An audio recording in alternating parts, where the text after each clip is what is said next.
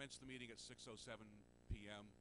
and immediately went into executive session to discuss contract negotiations where the public discussion of these negotiations would have been detrimental to the interests of the town. So this begins the public portion of our meeting. Roll call.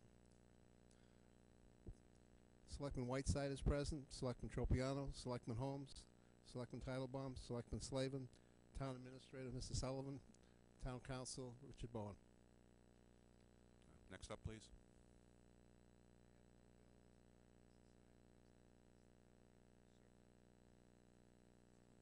Okay, are we skipping over the announcements right now, or? Yeah, I guess so. Why don't we do those first? I'm not hurry. Do we have any announcements? Sorry. Mrs. I have none. Mrs. Whiteside. I have none. No. Mr. Holmes. I do have one thing. Yesterday, the capital city of our state suffered a terrible terrorist attack, and with loss of life and many injuries. There's not a lot really to be said about it that hasn't already been said, other than we need to support those in Boston. It's a very sad moment in our history, and I would like to ask everybody for a moment of silence in memory of the victims and their families.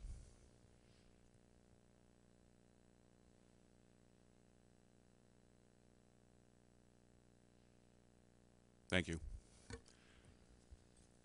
I do have one announcement myself.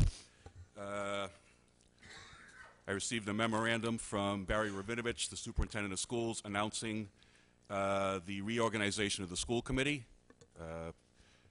They are currently going forward with Mrs. Rhonda Vugan as the chair, Mr. Clifford Sylvia as the vice chair, Mr. Michael Flaherty as the secretary, and Mr. Kenneth Fonts and Mr. Jeffrey Sweat as members. Thank you. Mr. Chair, we have citizens' participation next. Thank you. Is there anybody who would like to come up and speak? Start with Mr. Barrows.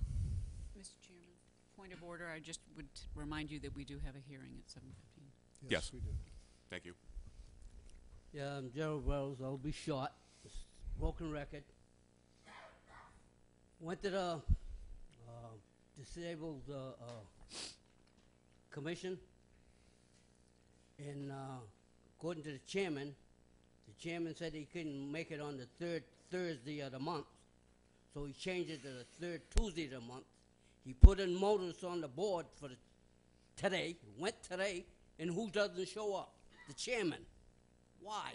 Why is it you say you have a 5-member board, but you got to have 3, and there's always only 2. You started with 7, you went to 5. I think you should have 3 and have 2 alternates, and then I know you'll have a quorum. Thank you, Mr. Barrows. Thank you. Anyone else, if they can keep it to 2 minutes or under? Mrs. Boyer.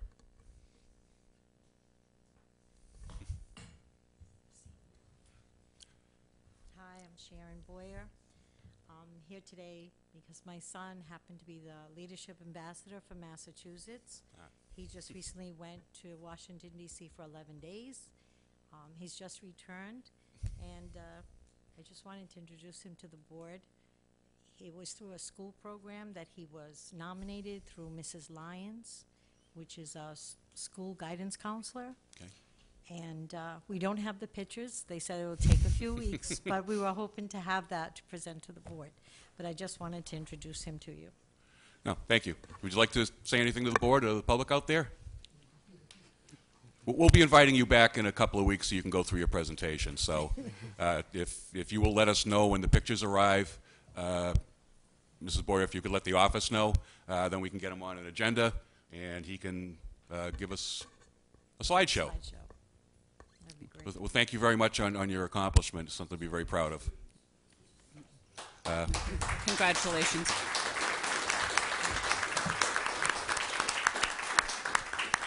And we look forward to seeing you in a few weeks.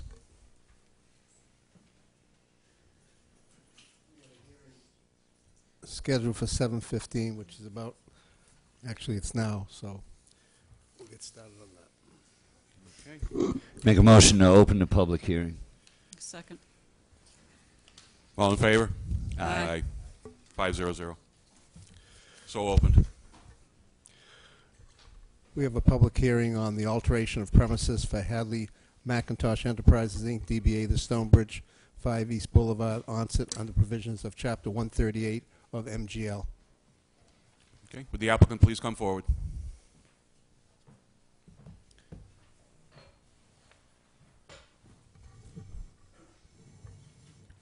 So, gentlemen, please introduce yourselves, and why don't you describe for us the alterations and the permission for which you are here tonight.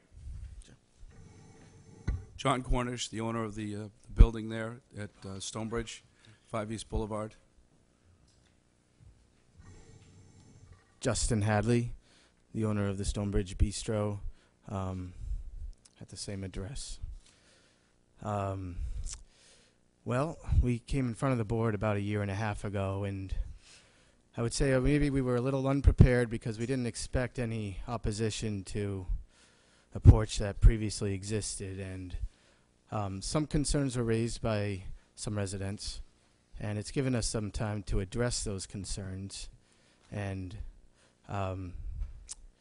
get in front of some other boards like the planning board and the conservation board and let them oversee our plans, and they have approved those plans.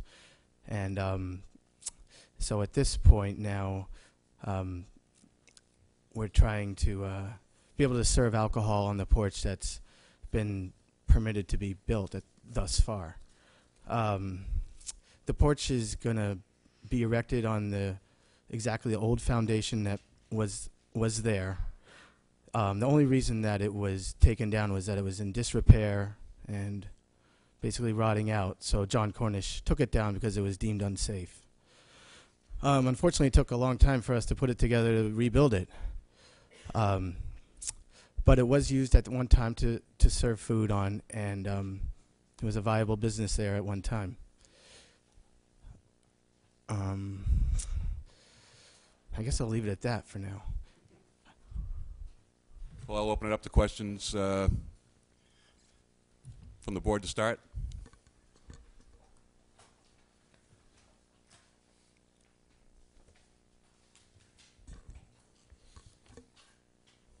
No questions at the moment. Okay. Is there anybody who would like to come forward and speak on this matter?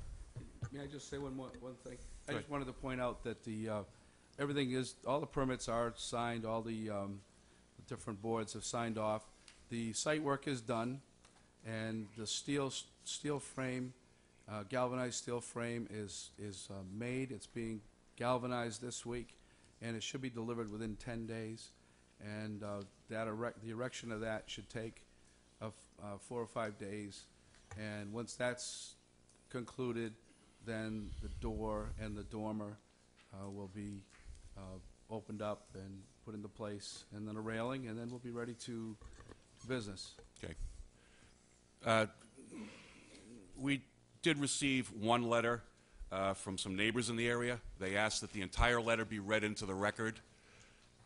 There are many issues in this letter, and this also will guide our public participation on this matter, that are not germane to the decision of the Board of Selectmen acting as a liquor authority to issue our approval for an alteration of the premises. We don't revisit land use decisions by land use bodies. We get sued when we do that. We don't, we're not an enforcement arm of the Department of Environmental Protection.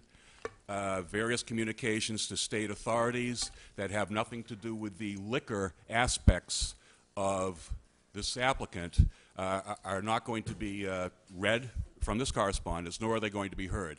That having been said, there are a couple of issues that the letter does raise that I feel, given that we have several signatories, I think it's fair to those people to raise those issues to the extent that they are germane to the serving of alcohol on the deck. And so with that in mind, perhaps the clerk could read these for us. And We'll do them serially so that you can have an opportunity to respond to the questions as they were posed. Thank you. Before I go ahead and read them, I just want to make sure everybody understands we have basically a decision from our town council on the decree of 1916. We also have the report from the Conservation Commission approving the project, and we also have the approval of the ZBA for the project itself.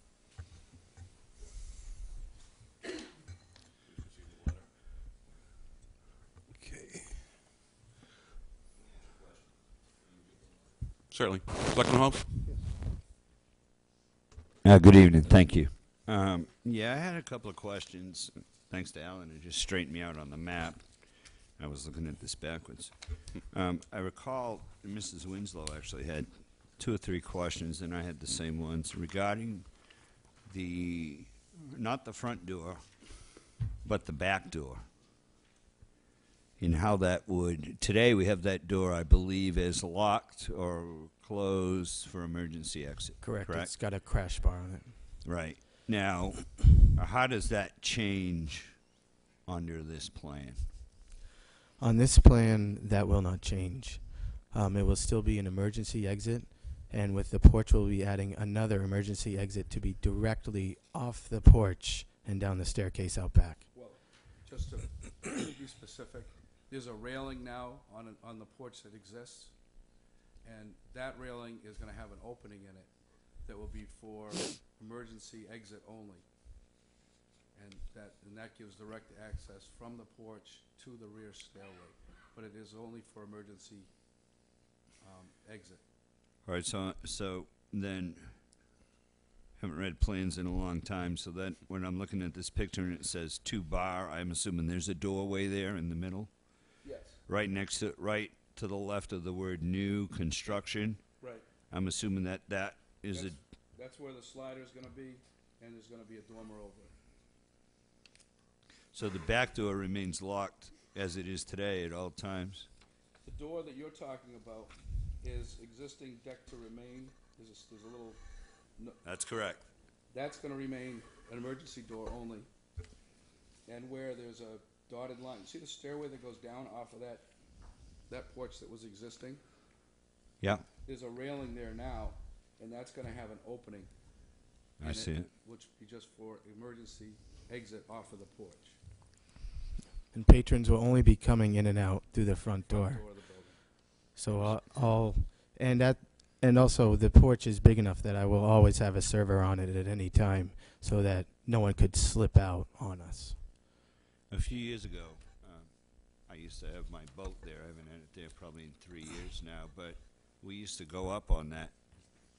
If you had to go to the bathroom or laundry or whatever, you'd walk up on that back stairs there, and you could get in. Yeah. You can't get in there now. No. Is that still going to remain marina access to the bathroom? Oh, yes, that's staying the same. That's the whole concern. That porch is for the marina access to their bathrooms and for the apartment's exit. Okay. So it's only going to be an emergency exit for the porch. It's not going to be, it would be detrimental to the marina if we made that a place for people to hang out on. Okay. Thank you, Mr. Chairman. I'm confused. I'm sorry. I see the emergency exit that you're speaking about. Yep. Could you tell me on that schematic where the bathrooms for the marina are? They're, where it says Stonebridge Bistro in that plan, they're in that area. That's shown as an open hallway, but. Oh, okay, so where the there's a label door. is, Yeah, in between the restaurant and the apartment, okay, there are men's room, Okay. shower room, a ladies' room, shower room, and a washer and dryer. thank you. Are there any additional questions from members of the board? Actually, just one more for me. Selectman Slavin? Just a clarification, on the emergency doors, are they normally alarmed? Those when you open it up, usually on an emergency door, there's They're- usually a buzzer or something that goes off. No, the only alarm is a burglar alarm. Okay, it's probably something that should be done, that's just, Yeah, that can be done. That's not a big deal. thank you. please proceed with the correspondence. First question that came through to us, how will the noise level of all these additional 52 people be addressed? Previously stated by the bistro owner, Justin Hadley, there will be no entertainment outside on this deck. Is this still the case? I, as an owner, do not plan to have entertainment out there. We have a small area designated inside the restaurant for entertainment. I recently built a bar last year inside in anticipation of a porch, and I am very aware of my neighbors because they are my customers. And so my intention was to try to keep noise. People who drink can tend to get louder. That's just the way it is. So I want those people who are there to have a drink to be inside. I don't want them on the porch. So we tried to get everything that might lead to more noise inside. The plan with the outside is to have just dining, and that be it. Okay, There's if I can just address that. certainly. The primary function of that property is a marina. And I've said this a lot of times, and I am very serious about it. I will not let anything interfere with the situation I have with that marina. Loud noise, loud music, carrying on out there will not work for the families in that marina. There's 60 boats, and they all have their in-laws and their kids, and you know, it has to be, that whole property has to be run with that in mind. So it's not going to be any different than it has been. It's going to be a higher-end restaurant, lounge, not a rowdy, crazy place. Okay. Well, thank you for that. And just If for I the may, public's information, should you ever seek to have entertainment out there, that would require coming back before this board to get our permission. So just so the public understands that, that would be the case. yeah, I would like to say, just for my neighbors' sake too, who are concerned, I did purchase a decibel meter that we've had for several years, and it's been the handiest tool. I used to walk out on my floor and be like, "Is this too loud? Does this sound too loud to you?" I don't have that anymore. I turn this sucker on. Sorry. And I have it programmed. If it's over, I hold it right in front of the band. I say, "Look, this is where you're at. You need to tone it down. And if you don't, you're getting cut off." And that's it. I mean, I have to be a little firm sometimes as an owner with the people I deal with, but I deal with them. And I make sure that our neighbors are taken care of. Thank you. Next question I have, which I think you've answered, but I want to put it into the record anyways. Currently, there is an entertainment inside the bistro on Friday night karaoke, live bands, etc. Will all windows and doors leading to the deck be closed to mitigate the noise to the surrounding East Boulevard, North and South Water Streets, and the Riverside area of the neighborhoods? Noisome establishments in the neighborhood have caused problems to the board in the past, resulting in restrictions being placed on other liquor licenses. I would say no. It'd be almost impossible to keep the place cool. It'd be dangerous to have all the windows closed. What we always will do is keep the noise down to a reasonable level. And it's day or night, it's the same decibels that are required in a public place in Wareham. And that's where we're always going to keep it below that. But to close the windows and doors, it'd be a hot box. You can't do that. Well, I guess, you know, what I... Chairman, I think the windows and doors are open now. Well, that's just it, and I don't think that the fact you've got a deck on the back necessarily adds to the noise. That's whatever noise is currently emanating from there is going to be the same noise. And So it hasn't been a problem. We allowed the question to be asked, but I don't know that the answer is going to be that there's any change here. So from what you're saying, you're going to proceed as you always have. Yeah. Thank you. Last one I have here. Will there be an outside bar on this deck serving alcohol? The only thing we talked about is having beer iced on the, Justin has a stainless steel movable unit. He's always wanted to have cold drinks, the ice drink, what do you call them?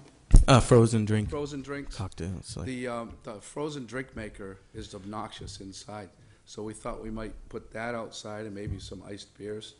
But Again, I don't see where it'd be anything detrimental. Yeah, I don't, yeah, and And it would be a portable, nothing permanent, nothing with water plumbed to it, no ice machine, just something totally portable. No self-serve. there would never No be, self-serve. there would never be, That was going to be my next question. yeah, No. but there would never be a sit-down bar. It would, if anything, it would be a service bar. It'd be one where the servers can come up, quickly get their drinks in order to better serve the porch, but it wouldn't be a bar where people could sit down and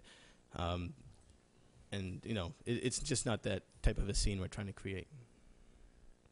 Keep in mind, the bar is only about the present bar is only about 3 steps from the door. That's all I have. The only thing is we probably should read into the record the names of the people who did pose these questions.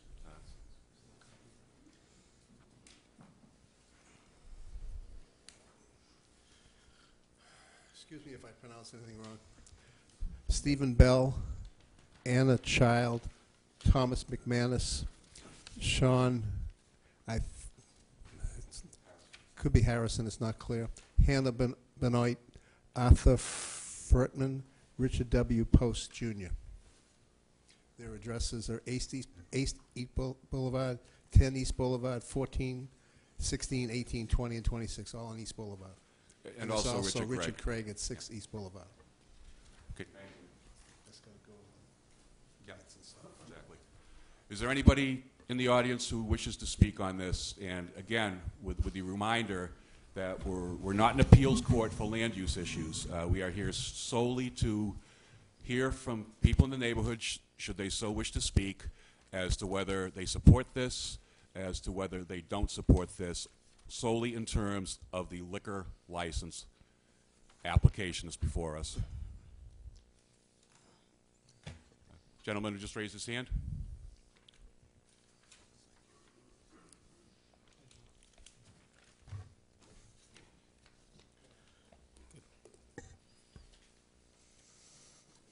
Thank you. Mr. Chairman, I just had a statement that I'd like to read. I was not aware of that. Although I was aware of the letter being written, I wasn't aware of what the total contents were going to be, even though my signature was on there. Well, again, I've got to caution you right here and now. You're getting into issues relating to the onset decree. These issues were heard by the Zoning Board of Appeals when these gentlemen went before them.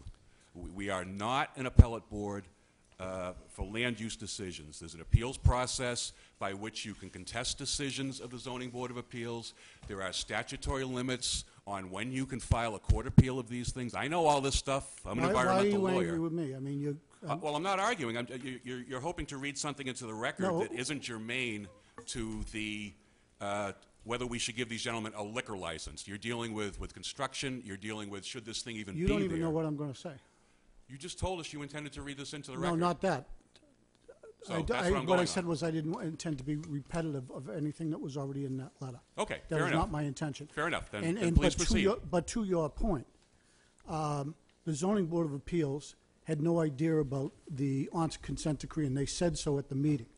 That's why they sent it to you guys to write the letter that you wrote back in the end of June or September or whatever. The chairman says we are not an investigative body. And the same thing happened to Conservation.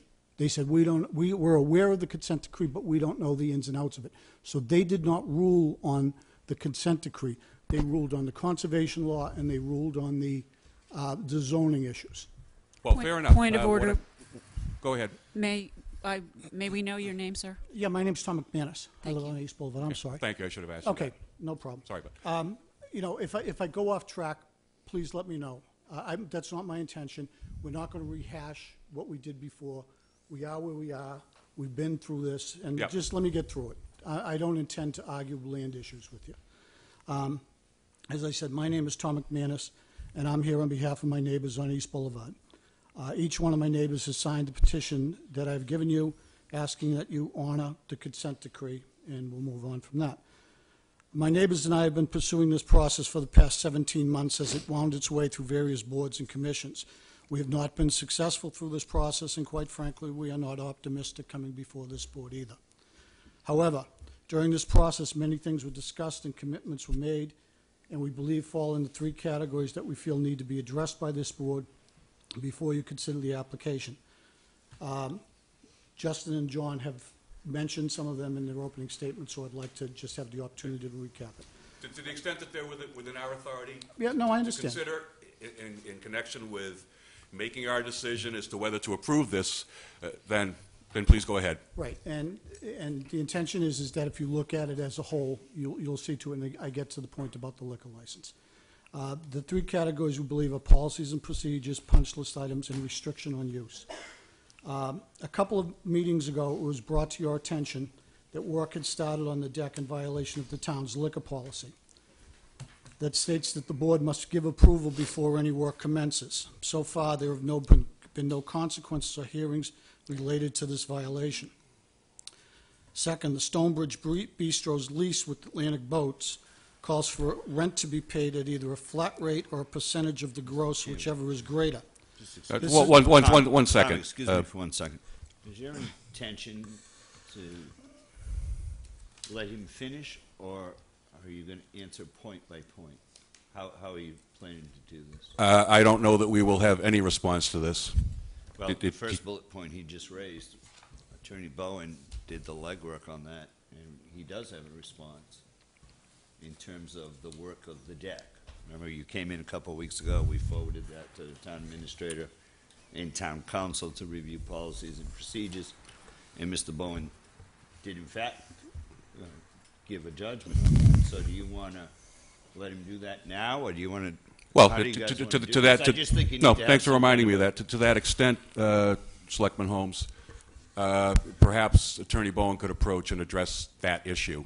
We can wait till the end. It's up to you. I just didn't know how you were going to do it. Can I also add one thing that I'd like to hear from? It says in the clerk's record of notification from the zoning board, it says the applicant will obtain a letter from the Board of Selectmen stating that the interest of the town in relation to the Onset Bay 1916 decree or other such judgment should not be infringed upon. And that's in in their decree when they sent it to us from the Zoning Board of Appeals. So we need to know. That letter was provided. Okay. By vote of this board. All right, so we need. On September 21st, 2012, I believe. I would like to hear from council as far as what the issue is relevant to that anyway. Mr. Chairman, Go ahead, Mr. McManus. like I said, some of these 2 selectmen haven't Right. been around. Like I said, this has been a 17-month process. So, part of the history, I think, is important for them to know as well. Anyway, That's why I was asking. I didn't know how he was going to do this, whether he wanted to address each point or deal with no, I understand, and I'll tell you that from my perspective on that, I sent a couple of emails to the town administrator as to what was going to happen, and the response was that it was in the hands of the town council. Right, but we heard no more about it. Second, like I said, the Stonebridge Bistro's lease with Atlantic Boats calls for rent to be paid at either a flat rate or a percentage of the gross, whichever is greater. This is also a violation of the town's liquor policy.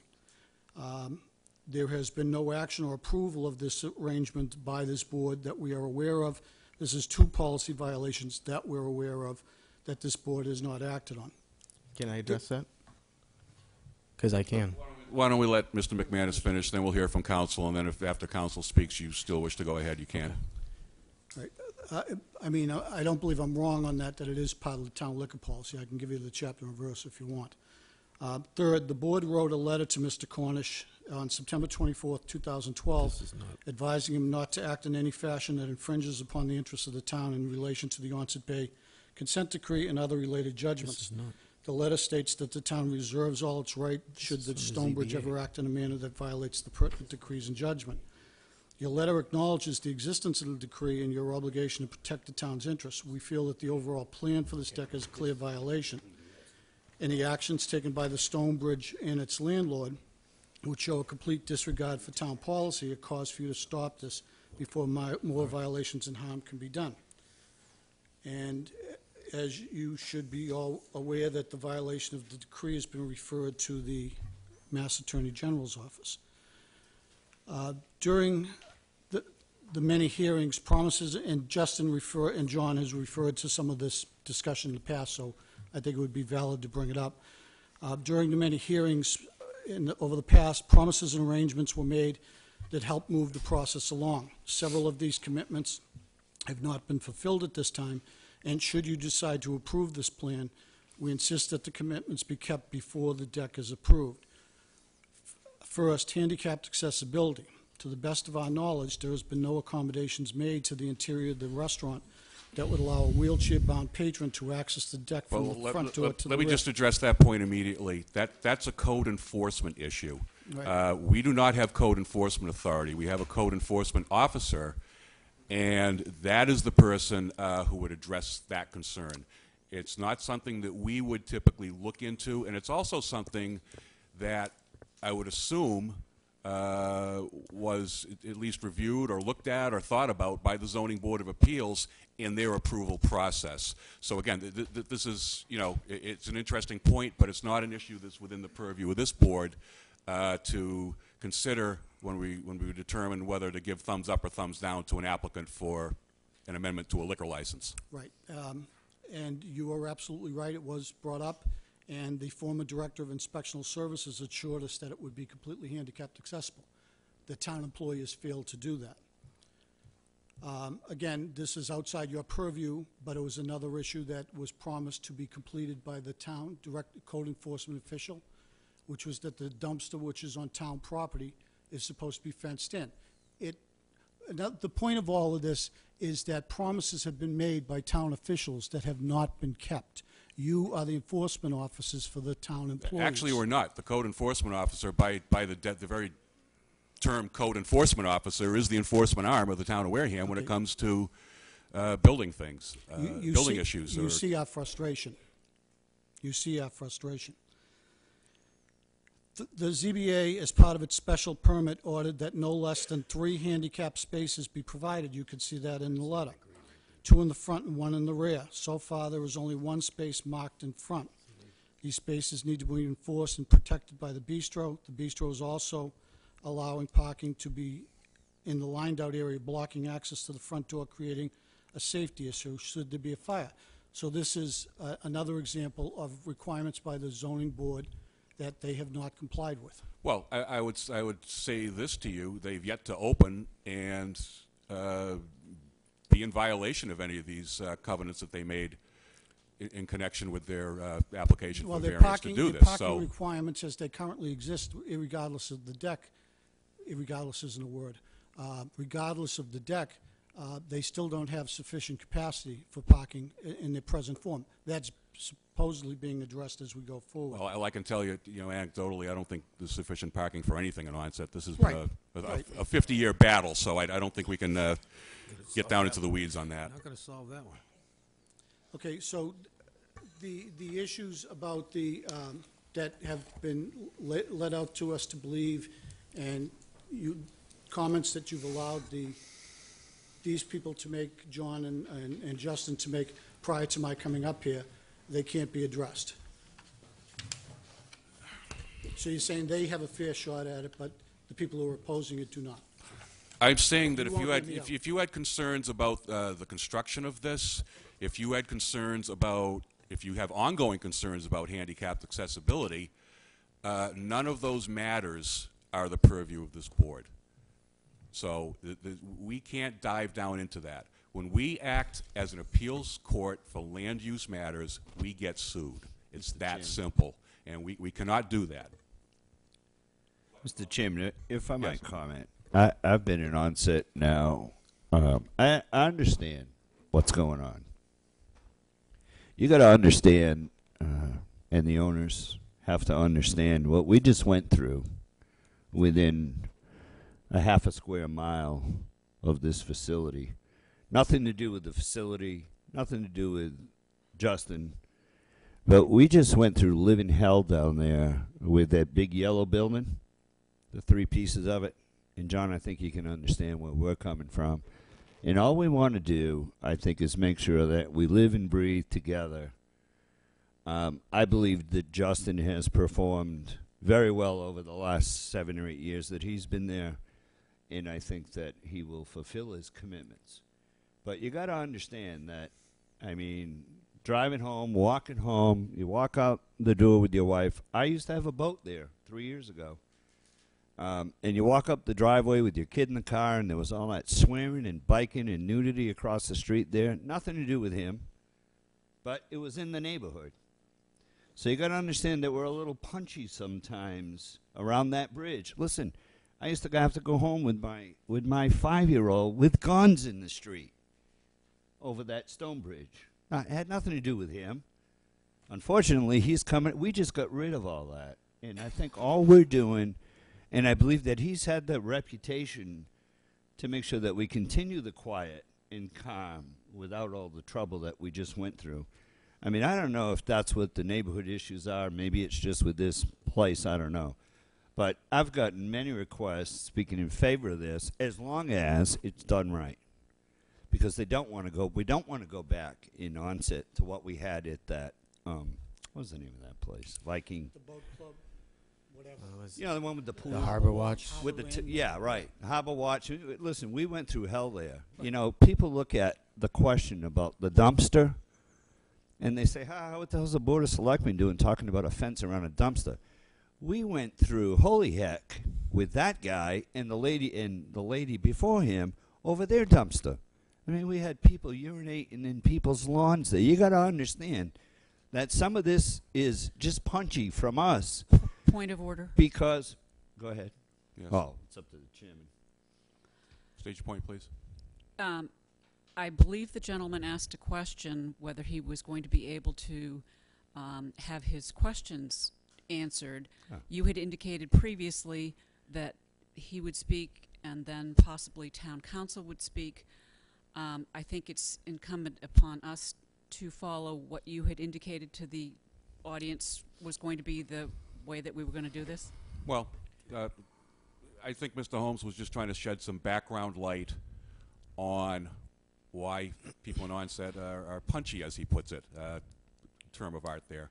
No, I think and if I I thank might him just for that, and I think continue it for gives 30 seconds. 30 seconds. I mean, Fair we enough. went through this. We went through this last summer with Quahog Republic, who came in. Right, we had a lot of questions. It wasn't to bust Quahog Republic. It was just to make sure that in the end, what we had put in place, and that's turned out to be fantastic. And I think we're just trying to make sure that we don't. And I don't believe for a minute, Justin. He's never run that kind of establishment since he started, and I don't think he's about to start now. We just don't want to go back to the days of that big yellow building in Onset, and I think that's all people are trying to make sure. I don't think there's any harm or foul on either side here asking questions. I think it's going to be a great program, and but I think that's why you're feeling some of the punchiness, as I call it. Thank you, Mr. Chairman. Well, thank you for providing some context. Mr. McManus? Thank you. That's exactly the point. I mean, thank you for bringing it up. We've experienced these issues before. We're talking about buildings across the street, and we're talking of horses of different colors here. But the issue was the same. The dumpster was the same, and the issue about the closed windows, like John said, it may be inhumane or whatever to close the windows, but that was a requirement at that place across the street. They didn't have air conditioning either, but they were outside that time. The pub side was required to keep their windows closed. So I'm only bringing it up because... Okay, well, fair enough. I don't believe that's a condition of these gentlemen's current license. No, but the And they've given us our assurance that there isn't going to be any additional noise, so I think we can move on from that issue. Right, but the point is that the selectmen were involved with those issues then as a licensing issue, and my point is that you should be involved with them now. Well, I will say this. I don't think we're going to spend a lot of time rehashing the existing license. I certainly haven't heard much from the police by way of any specific complaints about noise. Typically, when they know a license application is coming before this board, or an alteration of premises or some kind of change, we hear from the chief or we hear from one of the superior officers with their thoughts. They're not shy about expressing them. They have to deal with quality of life issues. They don't want to be running calls to Onset all weekend long to tell people in the bar to keep it down. And we're So- not, and the point is, they've run operations down there this past winter, and it's been fine. There hasn't been any problems at all. There hasn't been. But this is going to create a different character of that place once the deck is open and the windows opening up. If you go down there, everything reverbs off that bridge, and it comes all back at you. Excuse me for hitting the microphone. But anyway, let me finish my point. I'm just about done. Okay? But thank you for bringing that up. That's what we're trying to get to here. Jim, Tom's point is correct. And what we did with, I believe, and Justin has the meter there, I believe what we did with Captain Al's, with his deck over the water, Yep. it wasn't that he had to close the windows inside, but there was a decibel reading that was the, threshold. Exactly. the entertainment had to stay inside. It's a very similar deck, right? The entertainment had to stay inside in that there was a decibel level, whatever the law is, and that was right. We put that right on. Right. The that's perfect phrasing. The entertainment has to stay inside the building. The other issue about the Harbor Watch was that they had the tiki bar outside, and they had a different issue about live music out. So there were inside issues and there were outside issues there, et cetera. But the point about the dumpster, I mean, it's not so much that they're messy about it at all, but it attracts everybody on the beach, and all their trash goes there too. Anyway, let me finish up. We ask that you place restrictions on this deck similar to those placed on other licensed premises in town should you decide to approve it. The town's liquor policies already call for an employee to be stationed at the door to watch patrons as they leave the premises without alcohol in their possession. Kenny's Restaurant was required to station an employee on their deck whenever alcohol was present. We ask for the same restrictions at this establishment, and this would require an employee at both the front and the rear exits. We ask that the entire parking area between the bistro and the marina be an alcohol-free zone. Marina patrons who wish to drink should continue to do so, should confine it to their boats, as the restaurant needs to confine theirs to their property so that there can be no confusion. The owner of the bistro has stated that the deck would only be open and used during the hours that the kitchen was open, that it was not considered to be an outside bar, and that no portable bar or alcohol would be served on the deck unless it was part of a meal service. We asked that this be included in any restrictions. He contradicted himself, or maybe John did, at the beginning when he said that he intended the alcohol to be served as part of a meal, and then John said that they wanted to have a vat full of beers out there. Kind of a conflicting statement. The owner has also stated that he had no intentions of having live entertainment on the deck or to have any sound system at all available on the outside. This is repetitive, but we ask again that all the doors and windows be closed for entertainment. This restriction is similar to what the former boat club was across the street. Finally, you will hear from many people that will tell you that the bistro is a great place and an asset to the community. We agree completely. They will say that Onset is a walking community and that parking and noise is not an issue. On that, we disagree. We live there, they do not. The bistro's owner and his landlord concede that parking is an issue by the concessions and arrangements that they've already promised. We are not anti-bistro or anti-business. We are pro-neighborhood. This is our homes and this is our town too. We ask that you reject the application for alteration of premise. We also ask that you take action on the liquor policy violations. However, if you decide to approve it, we insist that you take care of the neighborhood and its concerns and guarantees that the punch list items be completed or to impose these restrictions that we ask. Granted, you are not the enforcing authority, but he is, on the town employees who have made promises to us in the past, not the liquor things, the zoning violations that exist and that were addressed by previous boards. It's Mr. Sullivan's job to make sure that they do it. Go ahead, Mr. Slavin.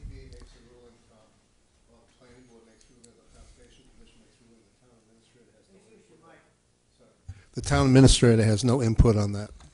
Those boards are basically have, under Mass General Law, have specific rules and responsibilities. The town administrator does not interfere with those. Okay, so You have to go back to those boards. If you look at the ZBA, what the ZBA gave you, this particular approval has a 2-year period where it goes back and they have to go back for review.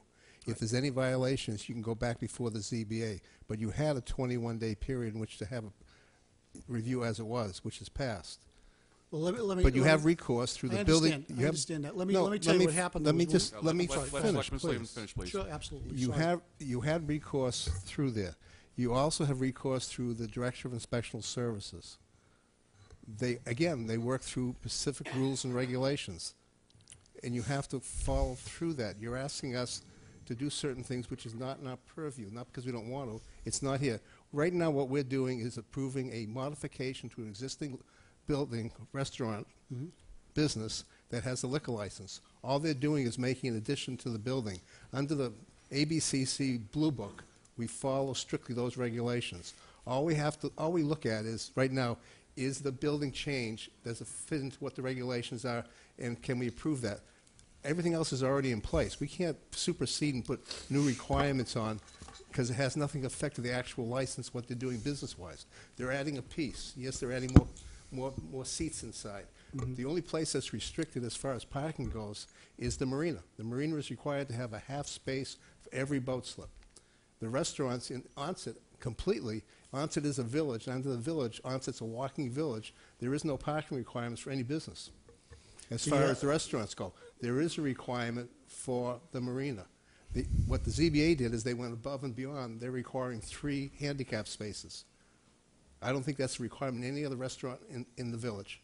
So all I'm trying to get is you have to be careful what you're asking us for, because there's certain things we can do, there's certain things we can't do. Right. And it's getting mixed in there. We have to follow the Blue Book from the ABCC on this particular piece. Thank you. Can I answer that just for a minute? Well, I think Patrick was going to. Okay. All right. You'll have another chance to wrap up. Let's, let me, first off, with regards to the dumpster, let's deal with that quick. The dumpster is required to be fenced. It's one of our regulations. If you go to the zoning enforcement officer, he'll deal with that. That's part of the requirements. It just is what it is, and I'm sure they're perfectly willing to take care of that issue. I don't think you have a problem there. It says in this agreement, by the way, that from the clerk, notification, this is interesting because this is some protection for the residents. It says the application will apply to the ZBA for the public review, blah, blah, blah, right? It says the ZBA reserves the rights to amend, modify, or annul the permit for good cause at any time. So if they're not meeting the requirements, if they're not doing what the ZBA asked them, i.e. the parking spaces, whatever they're supposed to do, then the zoning board has repercussion right here. They can take care of it. And I want you to know, I've known Mr. Cornish for a while. He's been a member of this community a long time. And he runs class operations wherever he's been, in my estimation, okay, as far as I'm concerned. I've seen him. I know that he runs a good operation over at his Atlantic Boat Place. I know he runs that marina, and he's tough about it. And I know that he will make sure that things are done properly over there. Now, secondly, as far as the noise level and the food, you can't just have a bar out there. You have to serve food, because that's what we have for liquor licenses. We don't have bar licenses. Our liquor license is strictly served with food. So he has to serve food if he's going to have it out there. He can't all of a sudden say, well, I'm not selling food anymore, and I'm just going to have a bar out there, because our licenses do not allow that. Okay, we never accepted the provision to allow bar licenses. You have to serve food in this town. So that's one of the other issue. Okay, as far as the addition you put on, I heard that it was on the existing footings that already were there. So there's no extension except what's already been there at some point on the existing footing. So he hasn't expanded his operation other than to fix the deck that was there, and so whatever. So, you know, I understand where you're coming from, and I would like to see, to help you a little bit, and I'd like to see the board make sure that we put in the provision that he follow the noise levels put into his license, so that the noise levels can be controlled, so that it's good for the neighbors. I'm sure you guys won't have any trouble with that at all. He came with a meter. You know, he's already doing it. He's already running around with the meter to catch. As far as asking somebody to close their windows, a little tough, man, to say you got to close your windows, especially if it's 91 degrees in the shade. I can't see us doing that. I'm sorry. I can't ask for that to be put in there. But as far as the noise levels are, fine. The other thing you might want to do is renew your lease because it's expired. Expired November 30th, 2013. That's all I really have to say. Selectman Whiteside, and again, we need to get Attorney Bowen to address a couple of these points up here before the board starts going back and forth on the actual. But we're going to have to close the public hearing to have these sorts of discussions, but I appreciate Mr. Tropiano speaking directly to some of Mr. McGinnis's concerns. I just have one question, and it may not be in order here, but you had indicated, somebody had indicated that the marina license called for a half a parking lot for each boat or something? Half a space. Half a space? Our zoning bylaws require 1/2 space for each boat slip. It's probably not a question that is in order now, but I counted 40 boats, and I have no idea where you would park the 20 cars. That's probably outside the purview of this hearing. They do have the correct number of spaces. They do. When I was on the planning board, we actually had that issue. Thank you. Let's get back. Can I just address the issue that Mr. Slavin brought up? We did bring up issues at the Zoning Board of Appeals. We brought these issues up several times, and they said exactly the same thing you said, that it needs to go to the zoning enforcement officer, which we did, and that person made promises, and they have yet to be kept. Very simple. Promises were made, promises were broken. But they're not open yet. It doesn't matter. The dumpster should be closed all the time. They also addressed the parking issue because, and again, this is outside the liquor license, but it's been brought up, that Mr. Cornish was able to convince the ZBA that his lot with non-peak use, along with the leasing of the parking at the Shell Point Realty, which signs have not been provided for that, and he hasn't changed his signs on his business yet. I skipped over that part. Would accommodate his extra parking. He's making an effort, in other words, to try to address the parking situations, but he hasn't gone the final step of doing that. Well, again, that's a ZBA issue. But we that's can't not a ask him selectman issue. That's not a liquor until he license issue. opens. We can't ask him. See, he has to have all this done before he opens. Before he starts selling liquor and selling food, he's got to have it done. And I can't penalize him until he opens. If he opens, then you can go to the code enforcement officer and say, look, he opened and he didn't meet the requiremts. It's absolutely in your purview to do that. And you know what? And the code enforcement officer, I believe, will take it seriously. Well, Except that if the dumpster isn't covered, that is a violation. But again, it's not within our purview. I mean, you can go talk to the Board of Health about dumpsters. You can talk to the code enforcement officer about dumpsters. But we don't get into that. We're here tonight, and I've got to get everybody back on track. We're here tonight to discuss the applicant's request for us to approve his application for an alteration of premises. And I think we've spent enough time on this. We've certainly heard Mr. McManus's concerns.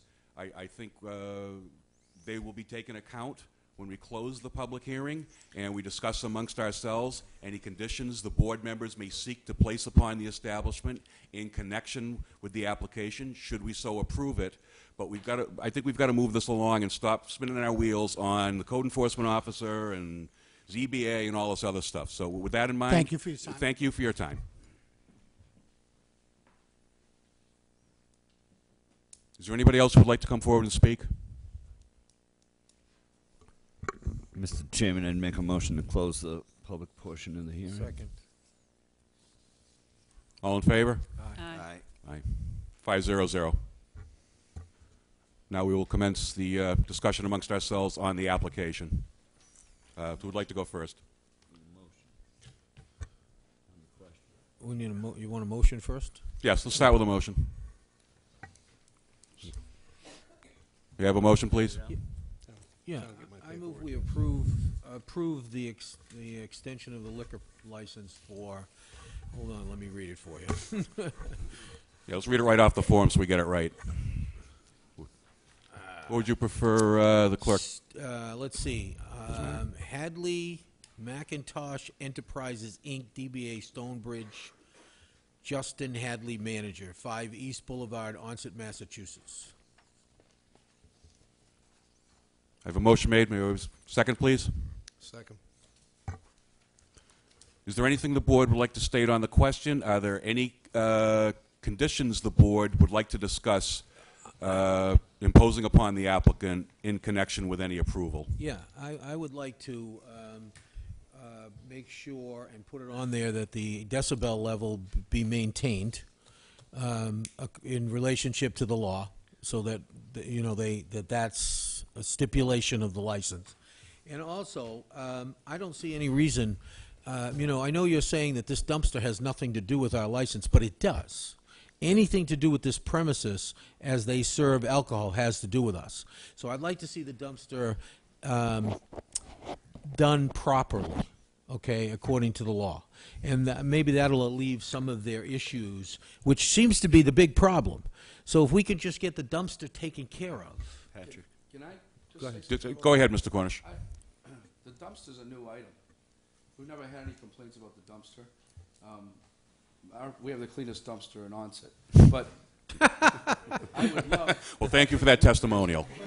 because people, it smells if it's, if it's not clean. Right. But one of the biggest things that I've always worried about with that marina is blocking the view of my neighbors. And the dumpster is immaculate. If anybody from town puts their stuff next to that dumpster, it is moved within a half an hour, not within a week or 10 days or a month like most places. And I would love to put a nice stockade fence up around that dumpster. I have only done it to be a good neighbor. I wouldn't have to work so hard to keep that area clean, because I would only be responsible for inside once I put the stockade. Then, once there's a stockade and people start piling stuff all around that stockade and up against it and behind it, where only the neighbors can see it and I can't see it, then it's gonna be a problem. But I have no problem. I would love to put a stockade around that dumpster. He sounds like he's But I willing. think it's a. Well, I think it's a- let's go back to discussing your proposed condition amongst ourselves. Who else would like to speak to that? Selectman Holmes? Mr. Chairman, I think Patrick addressed the decibel levels. Item number 2 would be indoor entertainment. Yes, that's a good one. Item number 3, when we did the dumpster, I don't think you can put a condition on this license dealing with the dumpster, because when we did the dumpster next door at Wickets, I guess it was called, the dumpster was owned by Wickets. Okay. In this case, I believe the dumpster is owned by Mr. Cornish, and the liquor license is to Mr. Hadley for indoors. Well, if So that's- I don't think you can put a condition on Mr. Hadley for what Mr. Cornish does. Mr. That's- Cornish does not own the restaurant. That is true. So Mr. Hadley is the license holder, not Mr. Cornish. So I think, Patrick, Rick's here, Mr. Bowen is here, Mr. Chairman. Yep. Perhaps we should defer to Be able him. ask him. Yes. But I don't know that we can put a condition of that dumpster on Mr. Hadley because he doesn't own it. Or maybe he does, I don't know, he can tell us. Okay. Fair enough. Thank you for raising that. And The neighborhood wants to come to me and get a stockade put around that dumpster. well, let's hear from Mr. Bowen first on the appropriateness of even us getting involved in that. Thank you, Mr. Chairman, members of the board. If I might ask a question, where does Mr. Hadley's trash go?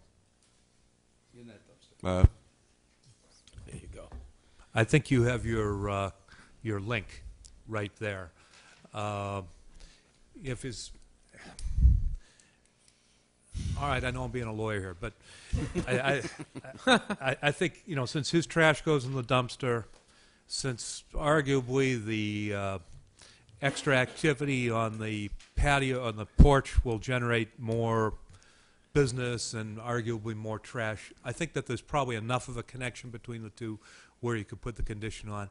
The only other thing that I'd comment in terms of the suggested conditions was that on the decibel condition, you might want to come up with a specified decibel level. We already have one. We right? have one Do in we town. have one Town. Okay. in our bylaws? All right, then in the condition we could just reference Mr. it Chairman, as based required on by based bylaw. on Mr. Bowen's answer, then I would add the third condition that some kind of fencing put up around the dumpster. Okay, seems to be support for that. Anything else?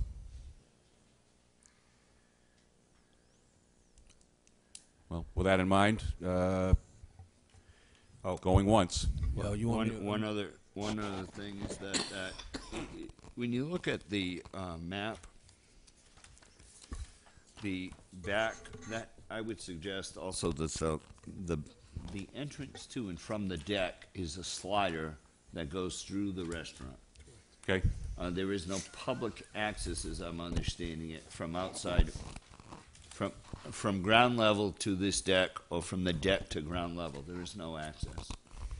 The difference on Kenny's was you could walk up the beach, up those stairs, and get on the deck.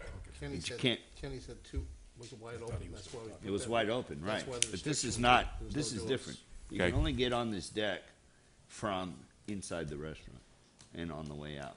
or if you trespass from the marina, I suppose, would be the second So I would just suggest means. that So there's no that public back, access from that back. that emergency gate or whatever you're putting on there is locked, or has one of those. No, You understood. can't lock it. You can, however, alarm it. If Mr. Cornish would let me finish, since I'm sitting here, and not try to finish my statements, Mr. Chairman, or some kind of a breaker bar on there, like Exactly. you have on the inside, because you're right, you can't lock these things. No, I you wasn't can't. suggesting that. No, we're not going to have the Coconut Grove on onset. Just like we did at Mr. Berenger's place, there's a breaker lock on that back gate, so that you can't get out unless there's an emergency. You hit that bar and out. The alarm goes off, and there you go. That will allow you to catch any invaders trying to. So I would suggest those to Mr. as list on the license. I amend the motion to include those items. Thank you. Patrick, can Selectman you, Slavin? yeah, let's specifically list each one of them so they pick that up All right, so in the office. All right, I amend the motion to include the decibel level based on our town bylaw, the trash container to be fenced, and I've already forgot what the last one was. Oh, yeah, and that the entertainment remains indoors. And The that the fourth one is the back breaker gate bar for has the a back. And the back gate has the breaker on it, or has a mechanism to allow for emergency exiting only. right. Okay. Will you- Second again on that. Anything else to be said? All in favor of the amended motion? Aye. Aye. Opposed? Abstained? 500. Point of order. Thank you. I just would like to suggest that Mr. McManus speak with Mr. Sullivan. I know that Mr. Sullivan is a really busy man, but it seems to me that you have a whole lot of issues that have not, that you've been led around the carousel a whole lot of times, and that's not, fair to you. I'm not speaking for or against anything, but I'm saying that perhaps Mr. Sullivan can talk with you and help you figure out who's on first and where you should throw the ball next. Well, just briefly to your point, Selectman Whiteside, that office in the past year or so has been the subject of some significant turmoil, and I will leave it at that. Going forward, the Director of Inspectional Services. So I suggested I'll leave he it at my speak comments at that. Right, but I suggested he speak with Mr. Sullivan. Correct. Thank you. Okay. Thank Thank you. you very much. Would you like to give us a little pitch about your business? You can Come still on. remember why you're here. Gosh, we'd love to have you. Come on down. We're there open Wednesday through Sunday right now, and we'll be opening more hours in the summer, and we hope to open lunch come soon once that porch is up. Thank you. Thank you, and please play nice with your neighbors. Thank you. I will. John, Justin, the license will have to go back into the office to have the conditions added to the back, so it'll probably be 2 days before they'll be available. Thank you. Thank you. Thank you. Thank you. Good night. Those your papers, Justin? Are those your papers?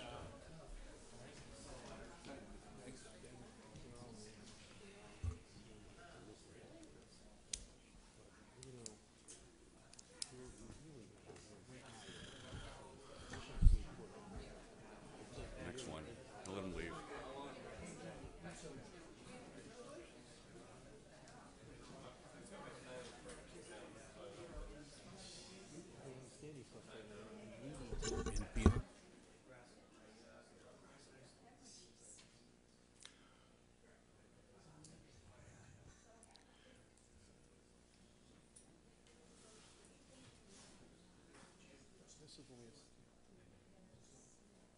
It was in your packet. You get a copy of it in your packet. You got some of my stuff sitting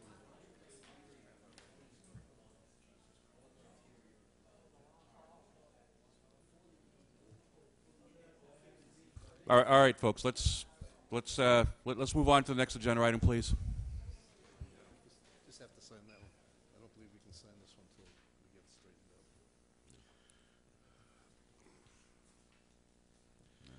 What do we have next? Next, we have another public hearing.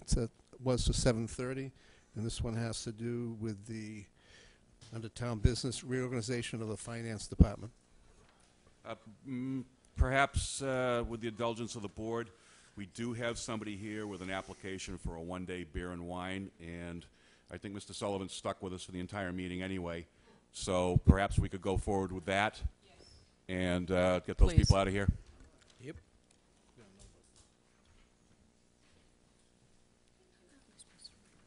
We appreciate that. You've been very patient. No problem. It's been educational.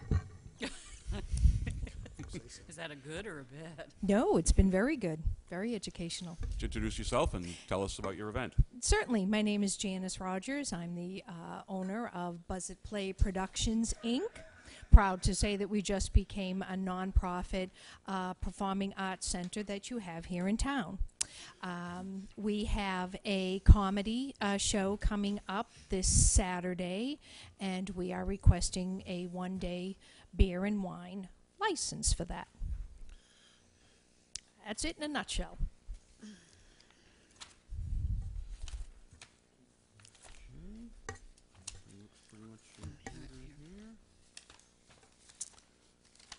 Does the board have any questions before we have a motion going forward? Buzzards Play Mr. Productions, Inc. Mr. Chairman, who's doing this? Who's doing the bar? We are, sir. We You have are- a gentleman that's coming in that is tip certified. Okay, who that's will be where I doing- was going. Who Oh, is yes. that? I'm sorry. I didn't see it on here. I don't have his name. I apologize for that. Actually, it was Carolee Salerno that has gotten in touch with this gentleman to be able to do this, and I do not know his name. I do apologize for that. I will find that out. I didn't know if I needed that. Well, in that instance, I think we're going to have to, and thank you for bringing that up, I think if we issue this, it's going to have to be conditional upon filing that certification with the Selectman's office when you go in to pick up your license. Okay. So we will Absolutely. consider this application in connection with that Okay. condition. So I just need to bring the gentleman's name that's No. going to... You will also have to bring in the tip certification document as well to indicate that they've had the proper training in serving alcohol. Absolutely. On page one, Mr. Chairman. Yes. Through you. On page 1 of this application, even if you're a nonprofit organization, even if you're a nonprofit organization, Okay. you still need to attach this paperwork down the bottom here, especially naming the responsible person at the event. And then typically we'll say it's Joe's New England Bar Service. Oh, okay. And then Joe's New England Bar Service, we want to see their tip certificates as part of the packet. I'm sorry. right? Okay. All So right. you don't get away with that just because you're nonprofit. You still have to do that Oh, no, I wasn't making... paperwork here. No, No, It's actually- usually in these packets. Do you have a different packet? No, I have the same thing. So I'm missing it. So, well, you're up against a deadline here. You can't wait till next week if you're doing it on the 20th. I guess what we'll need to do is give you a conditional approval here, but they will not issue you the license from the Selectmen's office, the physical document permitting you to do this, Okay. until you have this paperwork. I would suggest you contact them immediately in the morning, as well as your bartender, Absolutely. and get that stuff right over to them so that Alrighty. you can bring that in, and then they can hand you tell us, and then we can sign the certificate. So we go in periodically during the week. So you need 3 signatures from us to make it good and legal. So Okay. they will let us know when you've complied. We'll come in and Yes. sign. All right, so I need to get the tip certification certificate so that you'll have that, and the you need who your- the server is going to be. Well, but you also need these other things here, the liquor indemnity agreement. We'll give There's- you a copy. We'll give you a copy. There's a few other things you need to have. You know, All righty. did they have it already? Okay, all right. Okay, so there's a checklist. There's a checklist at the bottom, and just make sure you have all those things in, that's all. So I could not be listed as the responsible party because... You're not tip certified. You're not licensed. Oh, thank you. You don't have Okay. insurance. You don't have any of this stuff that they will. Okay, They'll have a certificate of liability. They'll have the tips training. They'll have Right. all that. thank you. Believe Good to me, know. Thank you. you don't want to take on those responsibilities as an individual. Okay, Not for a one-day. No. then I Line. shall not. Mr. Chairman, Good way to lose your house. Yeah. Mr. Chairman, Yes. I move that we issue Buzzards Play Productions, Inc., a one-day beer and wine alcohol license, and that they fulfill the requirements of the application, including a go-to person and the tip certification. Second. Anything else to be said? Patrick, you need to add to that the date, the effective date and the time frame as well. Yes, you're right. I'm sorry And the about full- that. It's been a full while, name- huh? full name Oh, and it's been a address- while. Full name and address All right, of the it's licensed premises. the date is 4/20/13, 7 p.m. to 12 a.m. And the premises is 365 Cranberry Highway, Wareham, obviously. And this is for a comedy fundraiser for the theater. Okay, just one quick correction. 3065 Cranberry Highway. 3065. We have a second? Anything Yes. else? All in favor? Aye. Opposed? Abstained? 500. Okay. Thank you. Call the Selectmen's office first thing in the morning Oh, I will. and get your paperwork in. Absolutely. Thank Thank you very you. much. Thank you. Good, and good luck with your event and good luck with the Playhouse. Oh, thank you very much. Excuse me, could you take this? Take this, there's a list at the bottom that you need to check off. You see all those little boxes right there? Just make sure you have all these things, okay? And your tip certified person, and you're all set. Okay.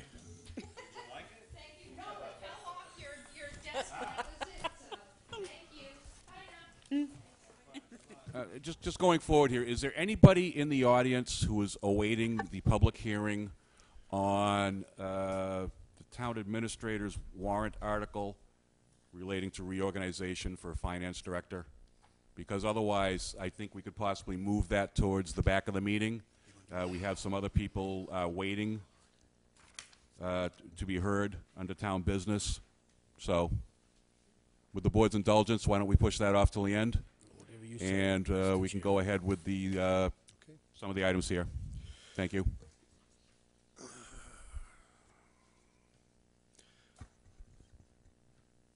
Okay, we'll go back to the consent agenda, which I try to do way ahead of time. Next item will be is the appointment of a delegate to SERPED.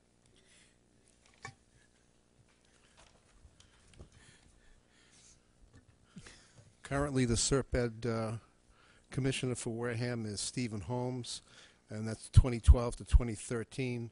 Normally, at this time, usually you go ahead and either change or keep it the same. The planning board representative, for just reference, is John Charbonneau, which is the town planner.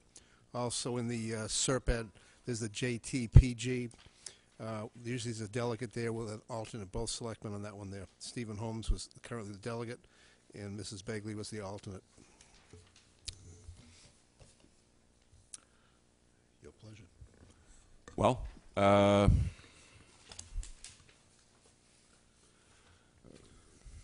I don't know if Mr. Holmes chooses to retain this. I know Selectman Slavin has a long-standing relationship with Serpent of his own. I'm an alternate for you, just in case. If you'd like to keep that arrangement. It's up to you. Sounds like a really good Well, idea. if everybody's copacetic with that, why don't we go ahead with that? If it's all right with the board, we can just stay on. Yeah. But did you want to change spots? No. It says Serpent does not allow for an alternate. No, it doesn't. No. What happens is someone can't go, they just, you just go and you It's on monitor the it, that's second all. part of it. Okay. The signee has to be the actual person all the time, though. Okay. So let's have somebody like to make a motion in that regard that we reappoint Selectman Holmes and Selectman Slavin to that I'll take it. position. On the Serpent Commissioner, I make a motion that we reappoint Stephen Holmes as the Board of Selectmen representative. Second. All in favor? Aye. Aye. Aye. Opposed, abstained, 5-0-0. On the JTPG Board, I make the motion that we have the delegate as Stephen Holmes, the alternate Alan Slavin. Correct. Second. Anything on the question? All in favor? Aye. Opposed? 5-0-0. We actually send it in from here, it's okay. We do it from here, we send it in with that. No. I loved it. Maybe they'll get it right. That's all right. It's a very difficult name. Okay. Next item on the agenda? Hold on a second. Do you have the rest of the folder that came with us? Okay.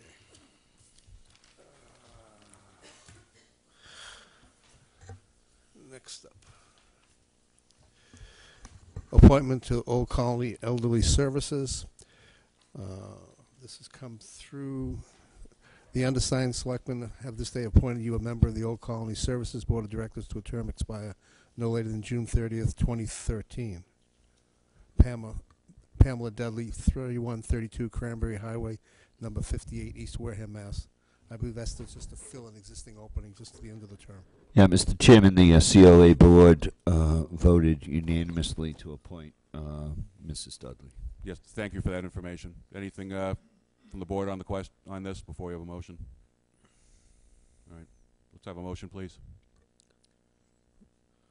I move we appoint Pamela Dudley of 3132 Cranberry Highway, number 58, East Wareham, Mass, to the Old Colony Elder Service Board of Directors. Second.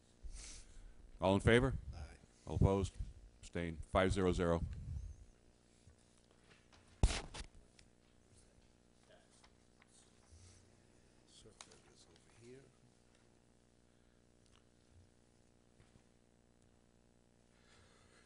Spell it right on this one?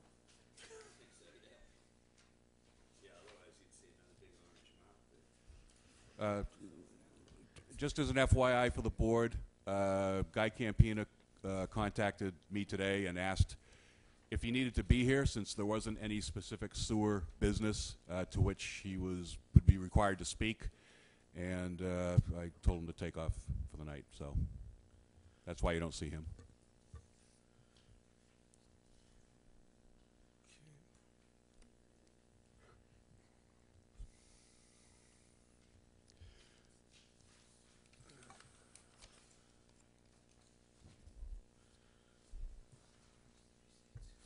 If you'd like, we'll go back to the hearing again.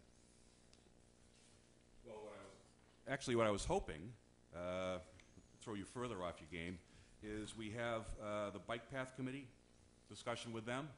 These people have been waiting patiently. I'd like to get them before the board because let's face it, the public hearing on the reorganization is kind of an internal matter for us.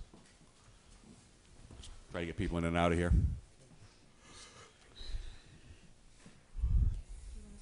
Yes, please, of course.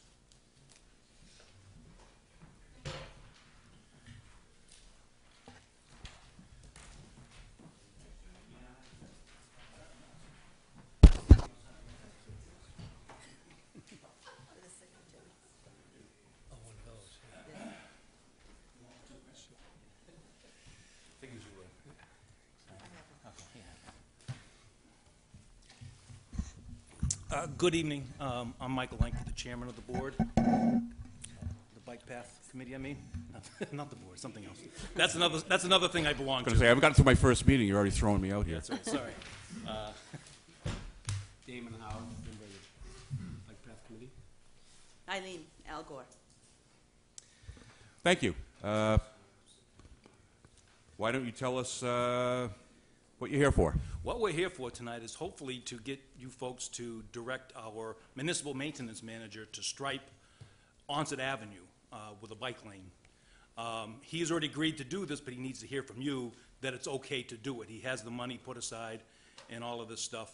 He's in lots of communications with us on it, but he just wants to have the Board of Selectmen say, go ahead and do it.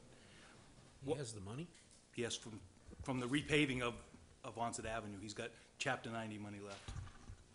Yes, go ahead. Yeah, why don't you clue us in on this one? Everybody looked at each other at the same time Mr. Bowen is checking.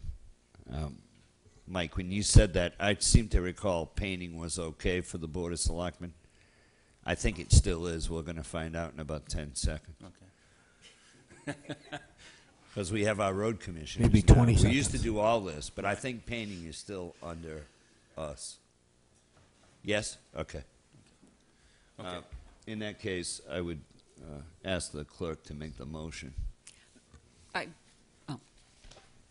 I'd like to ask a couple of questions, but I'll wait. Why don't we get a second for discussion then? We'll make a motion to ask the Director of Municipal Maintenance to go ahead and pave. Onset Avenue around, What's the actual area? yeah, where it shows, well, starting at Depot Street, Onset Ave from Depot from Street Depot to Street, up on West Boulevard, around Shell Point, South Boulevard, and back to Onset Avenue, and then back down to Cranberry Highway. This is all one lane direction, and coming back the opposite way. Do me a favor, Yes. just put it on a piece of paper and I'll read it in properly. Okay. Is it the yellow line, It's the sir? yellow lines on the map. The yellow line doesn't work. Okay. Toto went home already. Not too many people come before us and get the opportunity to write their own motion, so All right, okay. Just put it on a piece of, give you a piece of paper if you need one. All you have to do is list the streets. We will.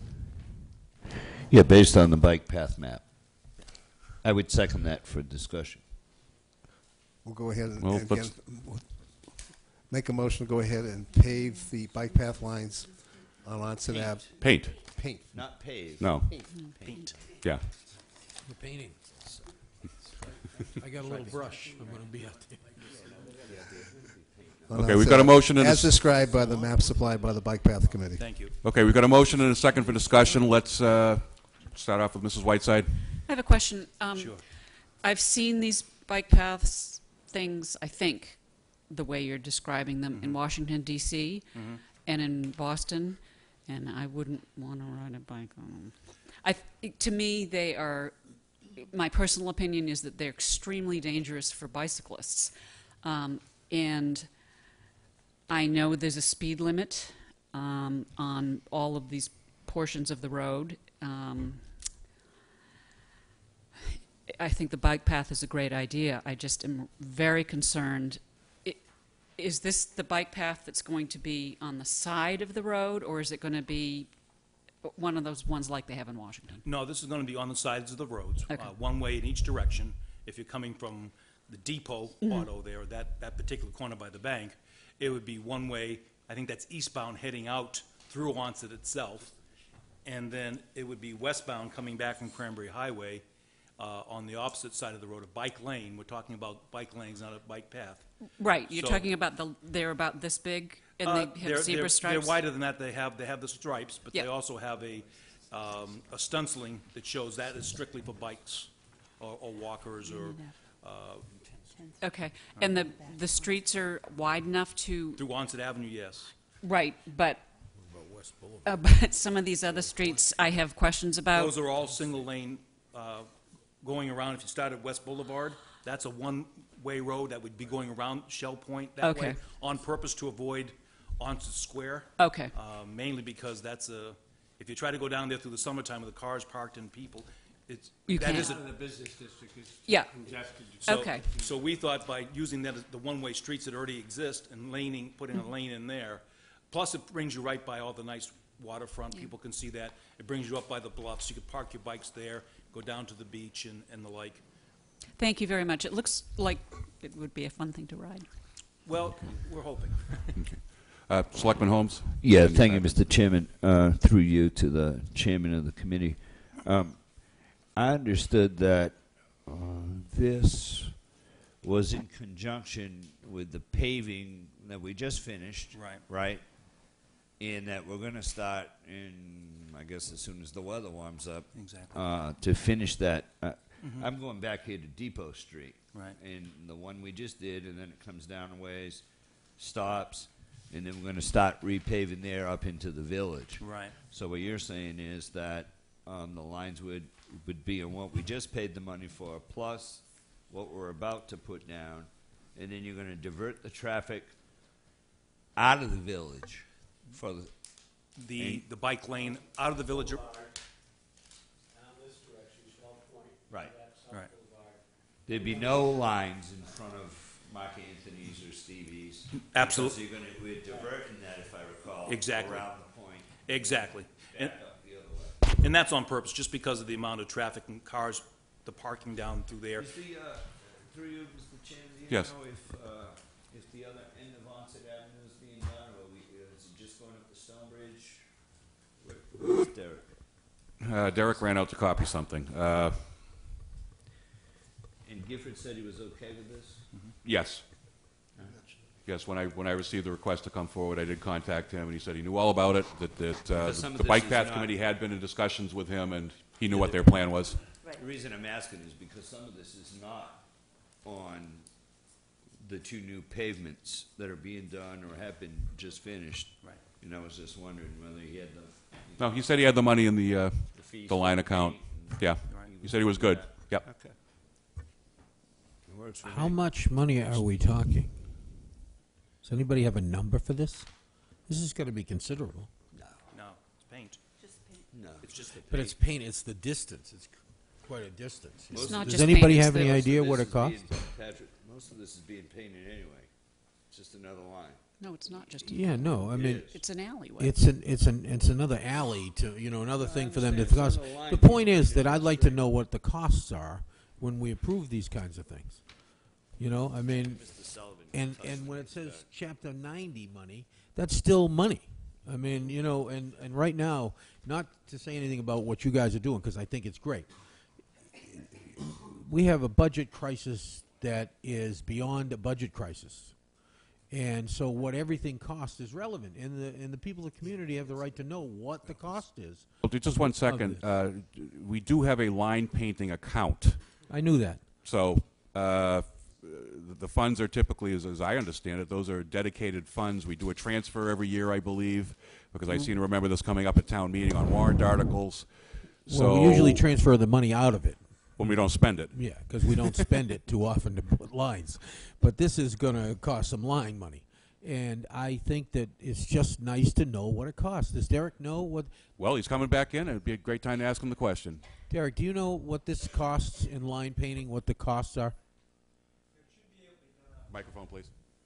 Should be able to be done out of Chapter 90 funds, and I know that Mr. Gifford had already planned to do Onset Avenue.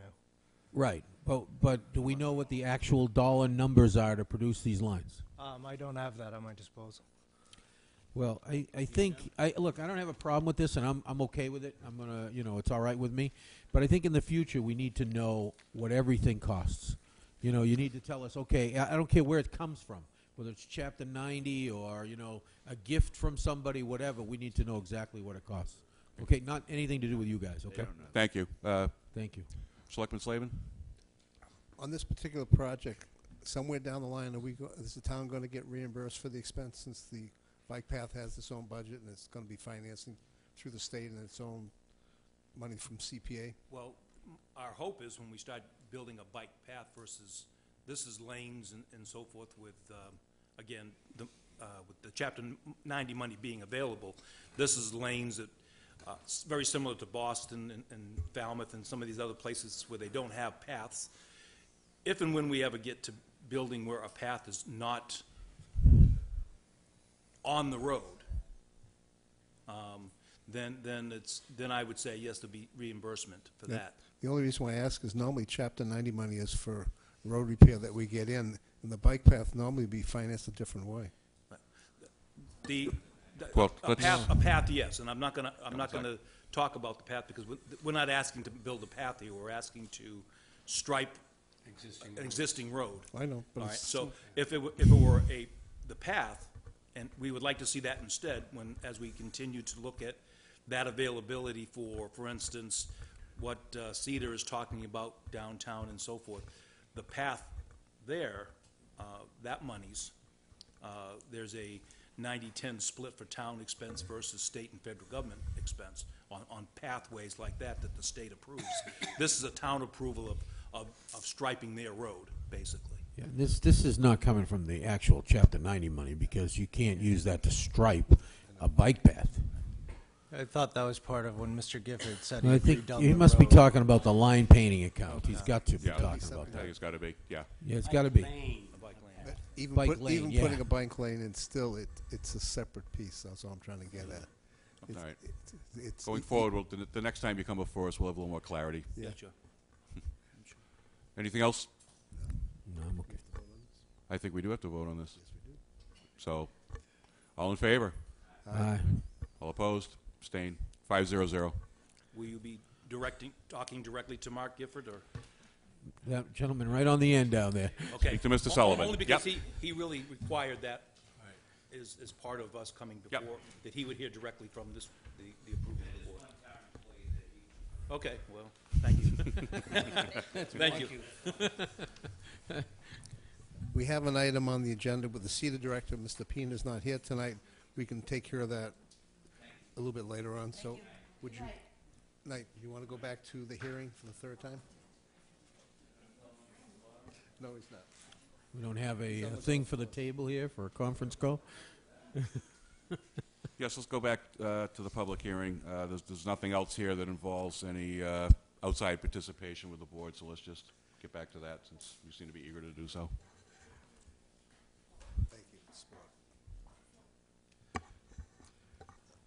Notice of public hearing. In accordance with Section 6-3 of the Town Charter, the Board of Selectmen, in conjunction with the Town Administrator, will hold a public hearing on Tuesday, April 16, 2013, at approximately 7:30 p.m., a little late, in the Multi-Service Center, Selectmen's Meeting Room Number 320, 48 Marion Road, Wareham, Mass. 02571, to discuss the proposed reorganization of the Finance Department and change in job titles and responsibilities that will result from such action. Wareham Board of Selectmen, Stephen Holmes, Alan Slavin, Patrick Tropiano, Judith Whiteside, Peter Titlebaum. Make a motion to open the public hearing. And second, please. All in favor? Aye. Opposed? Abstained? 5-0-0 to open. Mr. Sullivan, this is your article. Please proceed. Thank you, Mr. Chair. In case anybody in the audience would like some information, I've put some packets out there that you're more than welcome to grab. The first thing I'm going to do is just read out the reorganization finance director article. It's Article 21 at the annual town meeting. Don't be scared of the documents. Pursuant to 6.3 of the Charter, anytime there's a proposed reorganization, the town administrator must bring that before town meeting. It is clear that there needs to be another layer of financial control in the town. A person who not only creates policies and procedures in conjunction with the town administrator, but someone who is tasked to make sure those items are being adhered to.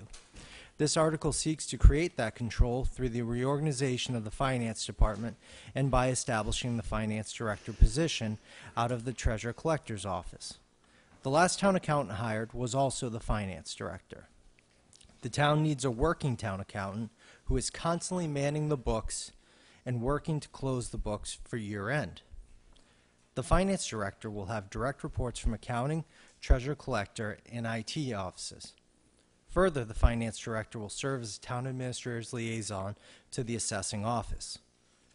This position will not cost additional dollars, and the reorganization yields immediate salary savings. The savings are a result of reducing the town accountant's salary and eliminating the assistant town accountant position. The town has seen what happens when there's constant turnover in the accounting office. This reorganization plan will help stabilize the finance departments. And on the second page, there's a breakdown of what the FY13 status quo budgeted numbers are. You'll see altogether it's $214,514.28. The reorganization, which would be for FY14, total salary is $167,321.67. That means the FY14 salary only savings are over $47,000. The third page is the current organizational chart. You'll see town meeting, then to the selectmen, who guide the town administrator. The town administrator then gives guidance to the offices of the accounting department, treasurer collector's office, IT department, and the assessing department. The board of assessors are also over the assessing department. The reorganization, which is the fourth page, or proposed reorganization, would mean that now the town administrator has a direct report from the finance director, who has the finance departments directly under them. And you'll see the dotted line to the assessing department, because by charter, the finance director would not be, the assessing department would not be able to report to anyone other than the town administrator. However, the town administrator can appoint a liaison, who would be the finance director. That is the long and the short of the article, so I'd ask if there are any questions. On the board? No, I'm good with this. Start with Mr. Holmes. Mr. Chairman, thank you very much. Here is, and I hope we get to bring this up tomorrow night. Here was a perfect example, I think, of everybody wants to run around saying the town of Wareham, right? The school is part of the town of Wareham. Well, I happen to agree with that. And this is actually the second pass at this reorganization. The first pass, which I think is still available, I hope, and we'll bring it up tomorrow night, is that this is our second bite. Our first bite at the apple was to reorganize so that you had the Board of Selectmen, then you had the town administrator, then there was a chief financial officer who oversaw the town budget as well as the school budget.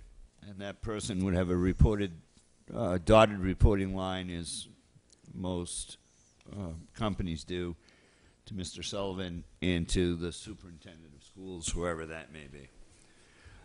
That created a much greater savings to the town going into the future. Both the town side and the school budget would have had reductions. Advice given to both the superintendent and to the town administrator would have been accurate. And ongoing, not just once a year, as my good friend to the right, Mr. Trepiano, keeps saying, you're late, late, late. Well, if we had someone in that position, well, that was their job full-time, we'd never be late. We'd always be on time. And so I hope that we can bring this up again tomorrow night, because the arguments I heard against this, quite frankly, were pathetic. You know, the question I got was, well, if you have this dotted line thing, who would be able to fire the person? I mean, who gives a rip, right? You have two boards who hire the person. You have two boards who fire the person. The politics got in the way here somewhere along the line. And we need to get back to doing what's best for the town of Wareham. I've said it before, and I'll say it again. If the politics get away, get rid of the politician. This was a prime example of cost savings for the town, which would have benefited the school department, the town side, the entire town of Wareham. So I hope we can bring this up again tomorrow night. I think we can under your agenda. And hopefully, you know, if we can get the school board to agree with this, and we can make a motion on it, I think on town meeting floor, and change that position back to where it was. I think we'd have to check with the moderator on that, but no. But listen, I'll take this over what we have, but I would have much preferred to see the CFO position or something similar to that, that oversaw both budgets. Well, likewise, I won't say any more than that. Selectman Whiteside? Thank you. First of all, I want to compliment Mr. Sullivan and anybody who directed him to do this. It is clearly in the best interests of the town, as Mr. Holmes has already pointed out. There are going to need to be very hard decisions made in the next 2-3 weeks, 2-3 months, 2-3 years that are fiscally responsible and responsible to all of the citizens of Wareham. I would simply add to what Mr. Holmes said that had the school gone along with this, the savings would be an additional $90,000. $90,000, which would be a savings of almost $135,000 to the town. And I think it's incumbent upon us as a board to lean as far right as we can go and really ask that the school reconsider their objections to the CFO reorganization. And again, thank you very much for what I consider to be an innovative and way overdue concept. Thank you. Thank you. Yeah, sure you have some thoughts? Everybody's just already said all that can be said, other than the fact that this is the kind of thing we're going to need to do in order to get out of the mess that we're in. If we don't start doing some of this stuff, it's just not going to happen. And we are going to have to bring this up tomorrow night, and we are going to have to start talking like that. And we are going to have to start realizing that we are a town and that we need to deal with all these issues. And these are the kinds of things that are going to have to be done. We're going to have to start thinking outside the box. It's just as simple as that. Okay. Selectman Slavin?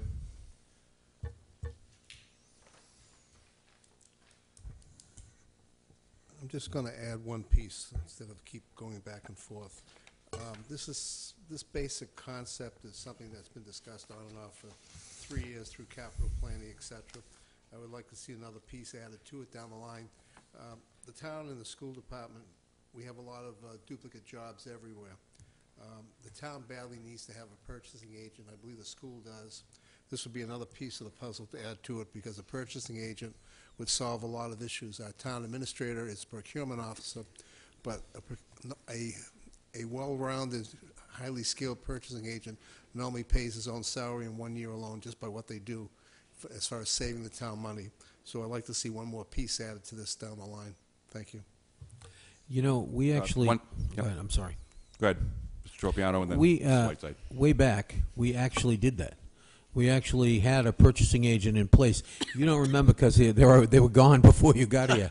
But we actually did that, and the schools had agreed to it, and we had one agent buying a product, and it was very effective. Yep. So I totally agree with you, Mr. Slavin. Selectman Whiteside. I almost forgot what I was going to say. Sorry. That's all right. Senior moments happen. You'll find that out. Yeah. I just want to note for the record that in order for the savings to really bring us current financial reporting and everything, we're going to have to upgrade our computer systems. They are about as old as Mr. Sullivan is. Well, maybe not quite. No, but it's for, computer generations, it's really old, and I'm not sure that we have the capacity to bring that up, and I'm sure Mr. Slavin is more current on that issue than I am. Just very quickly. Yes, go ahead. To answer that particular question, about 2 years ago, there was a program that town meeting approved, which was about, most people probably forget, we spent $400,000 on a complete virtual computer system for the town, which had some issues. I'm not going to get into them. We're still trying to resolve them, but we have a system in place when it's all said and done that would give us quite a bit of space on our server to allow us to offer services to the surrounding towns, because this was a state-of-the-art system. It would have saved us a lot of money on a constant basis. Unfortunately, we have some issues we have to resolve, but we actually do have a system in place that can easily handle it. Thank you. Well, is there anything to be heard from the audience on this score?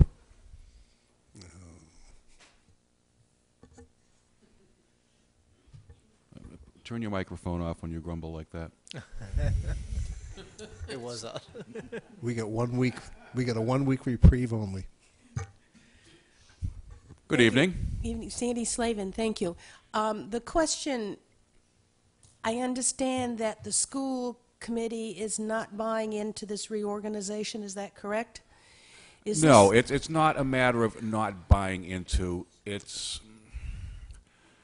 I think it's a matter of they were concerned. There were a lot of issues that I really can't get into, but they were concerned, I think, to some extent, about getting independent financial advice. As you know, the relationships between the town and the schools, and I don't think it's any big secret, have at times been frayed over the years. And I think, you know, what Selectman Holmes alluded to, which was this would be the best process to get this office doing the work for both town and school, is ultimately the goal here. We hope to bring them forward to that. I certainly look forward to trying to work with the chairman of the school committee, to Mrs. Vugan, I hope I pronounced that right, to go forward with this. But for now, this was what we were able to come up with. But if you're asking us what our vision is, I think I share Selectman Holmes, and I think Mrs. Whiteside's as well, you know, and the other selectmen. That wasn't my question. May okay. I think I might help you. There are 5 major positions in the, if I may, Mr. Chairman. Yes. Okay. 5 administrators retiring as of June 30th in the school system.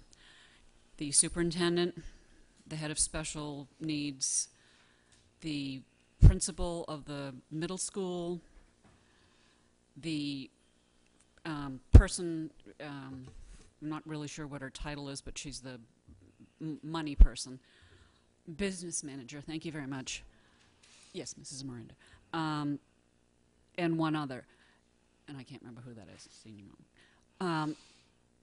I think that the school committee was a little unwilling to change in midstream while they are hiring a new superintendent. And I went to my first search committee meeting for the superintendent today. I think that committee, the superintendent search committee, has a very good pulse on the town.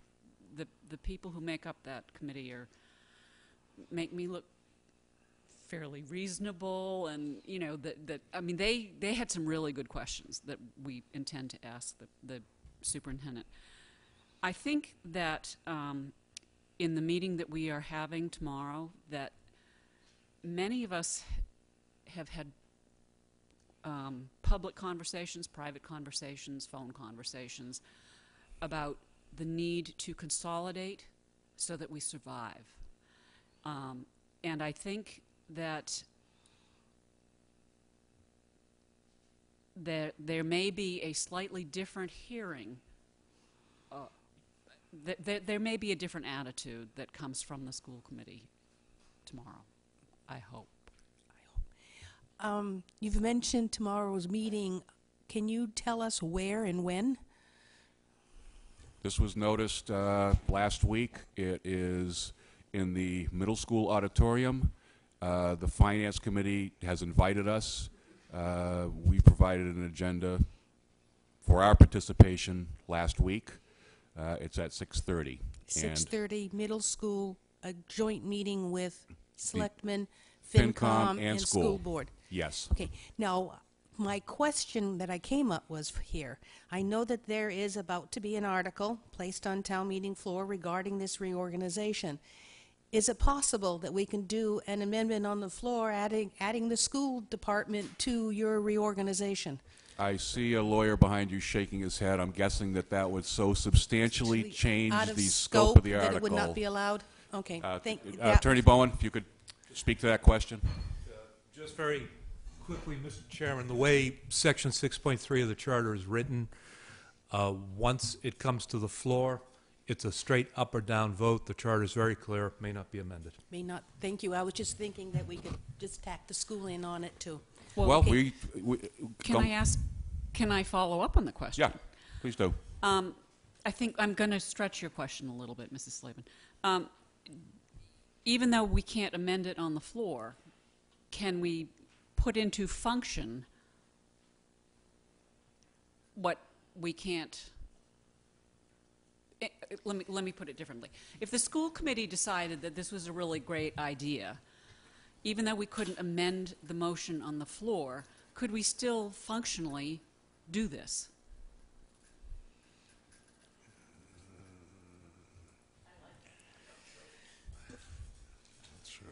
Attorney Bowen again. Mr. Chairman, members of the board,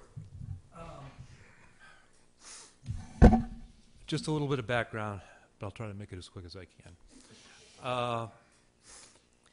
The reorganizations can be accomplished by two ways, two methods under the charter. One is a charter amendment, which pertains to those agencies described in Articles 2 and 3 of the charter. And then the other method is by reorganization, which allows the town administrator, with the concurrence of the Board of Selectmen, to put forward an article for an up or down vote for any agency that is not in Articles 2 and 3 of the Charter. Now, the interesting thing here, so for example, when you look at Mr. Sullivan's chart, the proposed reorganization, and you drop down and you see the Board of Assessors and the assessing department off to the side. The reason why they're off to the side is that they are described in sections 2 and 3 of the charter. And so to come up with a functional accommodation, which is sort of what you were suggesting with respect to the school committee, what the town administrator puzzled out was that because the town administrator has control over the director of assessing, the town administrator, through delegation of his authority, could delegate to the finance director, Freudian slip, the finance director, his authority over the director of assessing. So hence, instead of, a real hard, solid line there, you see that little dotted line off to the side. So technically, the link to the assessing department is not part of this reorganization plan, but it is something that can be done. Now, okay, that was a long-winded preamble. The school department, the IT director, guess what? They're listed in sections 2 and 3 of the charter. So technically, you couldn't force a reorganization upon them. But what you could do is come up with a working relationship of the type that the town administrator has very cleverly worked out with respect to the assessing director and the finance director. Thank you. That absolutely answers my question. Thank you. Thank you, Mrs. Slavin. Is there anything else for the public hearing portion of this? Make a motion, we close the public portion of the hearing. Second. All in favor? Aye. Opposed? Abstained? 5-0-0.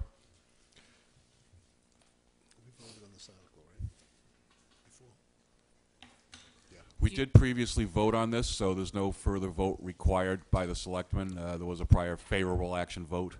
Mr. Chairman, because yes?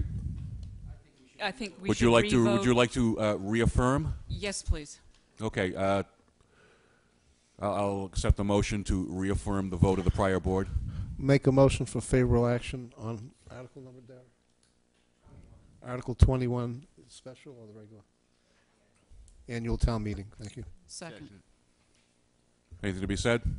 All in favor? Aye. think Opposed? Abstained?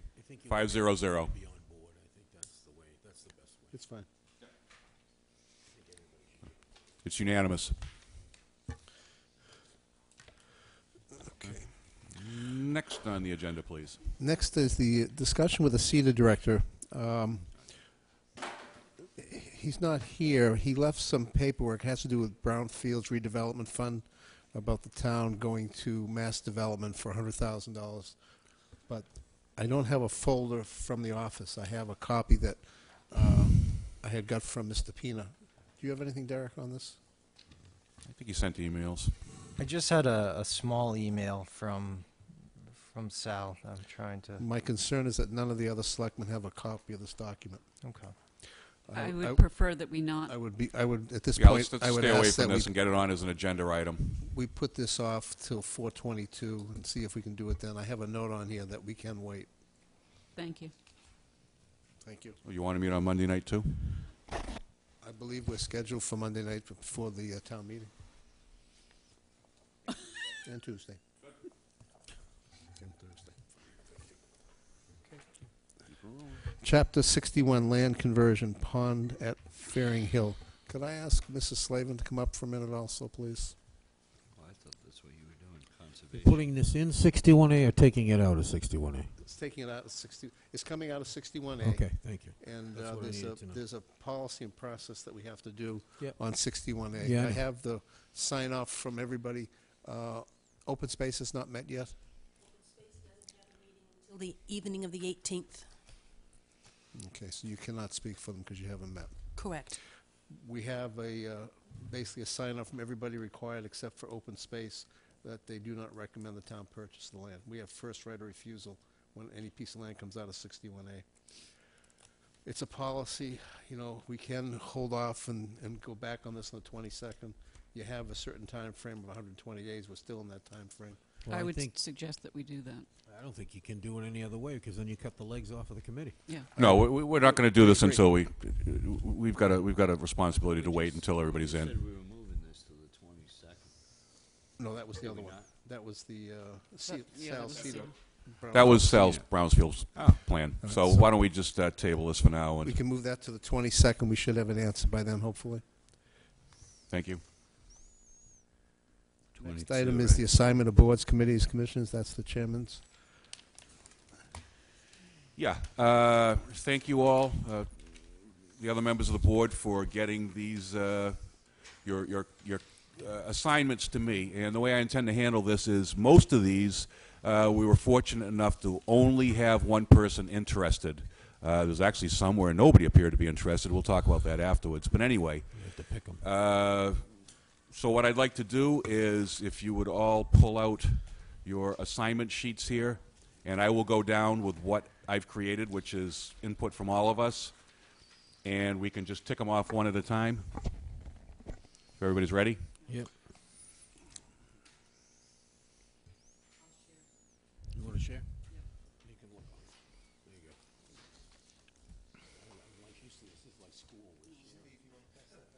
Yeah, here you go. Here you go. Here you go. It's just having to. Another one, look at that. Thank you. Oh, nice. Steve's got his orange marker out, so we're in trouble now. Yep. Okay. Starting off, first one, affordable housing. I was the voted member of that, the Affordable Housing Trust. That's not a liaison. That's actually a voting member of that body. Nobody else expressed any interest in it, and I'll keep it if the rest of the board's happy with that. Okay. Do you need a motion? We will have to put that on the agenda and vote formally. Okay. So, I'll make a note to put that on the agenda. Because there's a term specific that goes with it, I believe.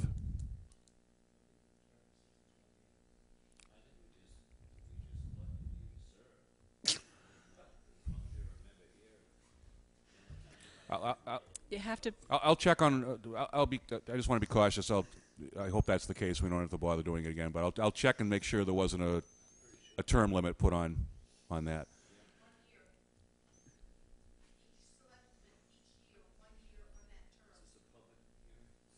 No.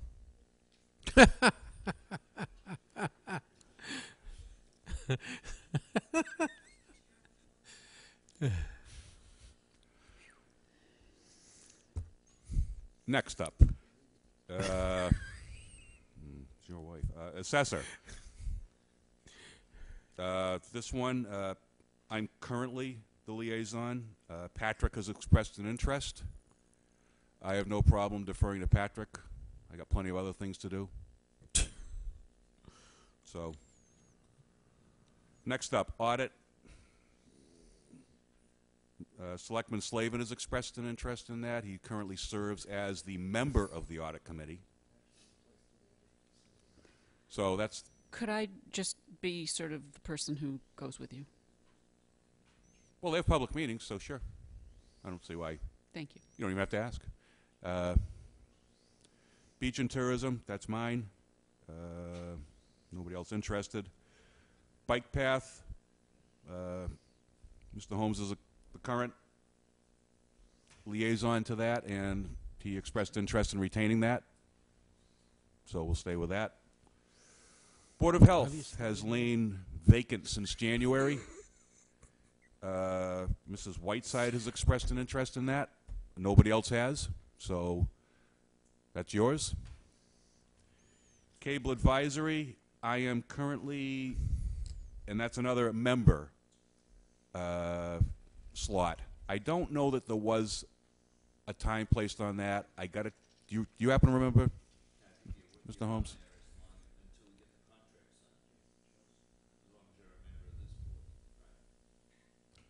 I may come back to the board and if I get really bogged down and ask Patrick to take over if he wants, but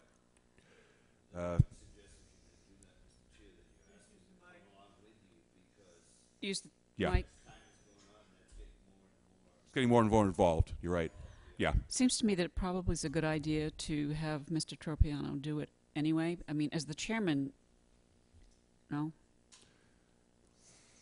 Well, I don't know that that particularly matters. It's just the You time have a of lot all- on your plate. Yeah, I sure do. Mr. Tropiano, we'll discuss that going forward. Capital planning. We've got a couple of members interested here, so Mrs. Whiteside has expressed an interest, and so has Mr. Slavin. So I'll let them talk about it. Well, we looked like a team on the other one.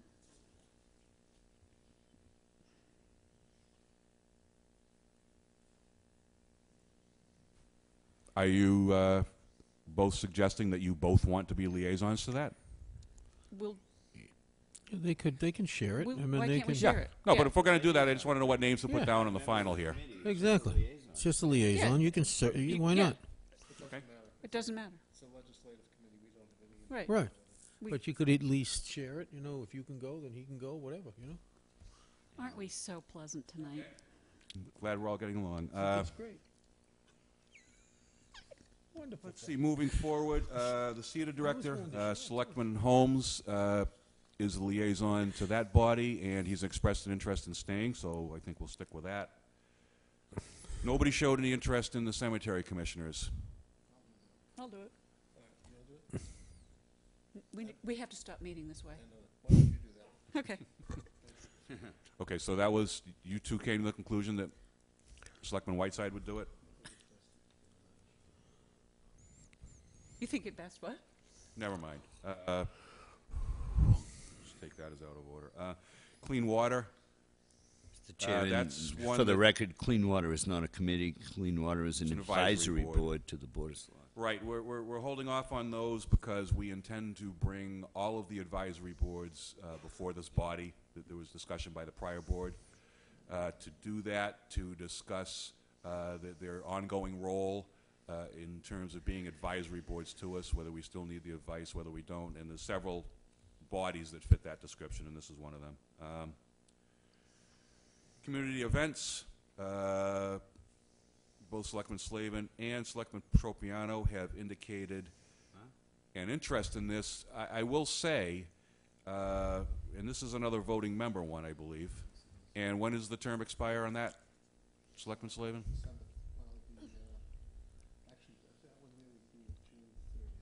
June 30th. So I'll put a note You in can here. keep it if you want, Al. It's no problem. To come back, one of the issues we do have, Selectman Tropiano, is that we have a funding issue with that committee, with the legislation that was passed several years ago, and it might be better for now for, or even after June 30th, if that isn't resolved by then, for Selectman Slavin to stay with it, because It's he's well fine. aware of the history and everything. I have So, no problem with that at all. Thank you. Community preservation. That one's me. I'll keep it. Conservation. Patrick showed an interest in that. I'll take it if you want. So, yes. Conservation. Mm-hmm. Conservation is Patrick. Council on Aging. Steve's had that. Patrick showed an interest. What say you, gentlemen? Do you want it? I've been on there for a while. Okay. I mean, that's fine, yeah. No. Big tear for you. that- No, it's not a tear for me. I'm just trying to, help out here, that's all. Yeah, Yep. no, I hear you. And if you feel like you want to do it, it's fine. Okay. We don't have anybody for the Cultural Commission. Who amongst us is cultured? Apparently nobody. Moving on. Who's cultured? Disability. Okay. In a month we may come back to these, the ones that we don't slot tonight. Me? Do you want disability? Sure. Okay, we'll put you in there. Thank you. And just a reminder that we did hear from Mr. Barrows about that tonight, so he's going to be looking to you for some leadership on this. I'll do that cultural thing. Peter, we got to have somebody. I'll Yeah. do the cultural thing. Okay, if thank no- you. We got to have somebody. Yeah. Well, You're a cultural thing. We got to have somebody. somebody should be there, There yes, we go. absolutely. Mr. Soames has stepped up and become cultured. Fields and Grounds. Mrs. Whiteside indicated an interest in that. That's kind of, it's been kind of a moribund committee. I know, It I used hasn't to be on really- it.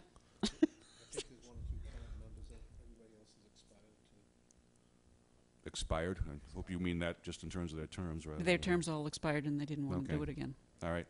If you want to try to jumpstart that, that's fine. Finance Committee. Patrick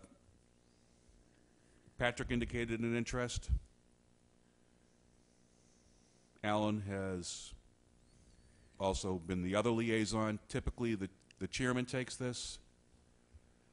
However, with regard to another item further down, we're going to appoint or select or whatever liaisons to the school committee, which is something we haven't had before. Can I would frankly defer the finance committee slot that's usually reserved for the chairman to Patrick and Alan. Mr. Tropiano served for several years as the chairman of that body. Selectman Slavin goes to all the meetings anyway, knows what's going on. To the extent that the board needs to be advised on what they hear at FinCom meetings, I trust that they can come back and advise us and give us some fairly lengthy reports as needed. So, May I make a suggestion? Certainly. Sir? I think it's incumbent on this board to have a better relationship with the Finance Committee than seems to have... we'll look at that going. Yeah, Well, I'm what I'm mindful of saying this. is maybe we all should try and find the time to go and listen to, the digging and the work that they do. As long as we don't talk, that's the problem. Yeah, I know. Okay. Yeah, it's an open public meeting. We just can't sit there and discuss policy amongst ourselves at it. Then we get in trouble with the open meeting law. We don't want to do that. But Historic District, that was Selectman Whiteside expressed an interest. I did. Was it? Did I mark that one wrong? Yeah. Switching to Mrs. Whiteside? No. No, apparently not. I must have. Historic District? Alan's in the historic district. So you want to stick with that? Selectman Slavin? Okay. You might as well stay with historic, too. Historic, same thing. I'm an alternate there. Selectman Slavin will stick with that. Nobody else showed an interest. Library Board. This is something that not a one of us selected. Fine. Really? Thank you. You're welcome. Marine Resources, Patrick expressed an interest, and so it shall be. Minot Forest, I'll take that one. That's a vacant one right now. What's your name? Open Space, I had that before. I'll retain that. Nobody else expressed an interest. Pete? Yes. Planning, Selectman Slavin's the current liaison to that, and I saw that he expressed an interest in retaining that. Nobody else asked, so stick with that. Recycling. This was one, again, that nobody expressed an interest in doing. Fine. Actually, I wouldn't mind Wonderful. trying to. Good. Thank you. I've had some calls about that. I wouldn't mind taking a shot at that. Okay. Thank you, Selectman Holmes, stepping up. I don't know if it's stepping up. No? Road commissioners? We don't have one, but do we need one? That's We are the the road real commissioners. We are question the here. road commissioners. We're not anymore?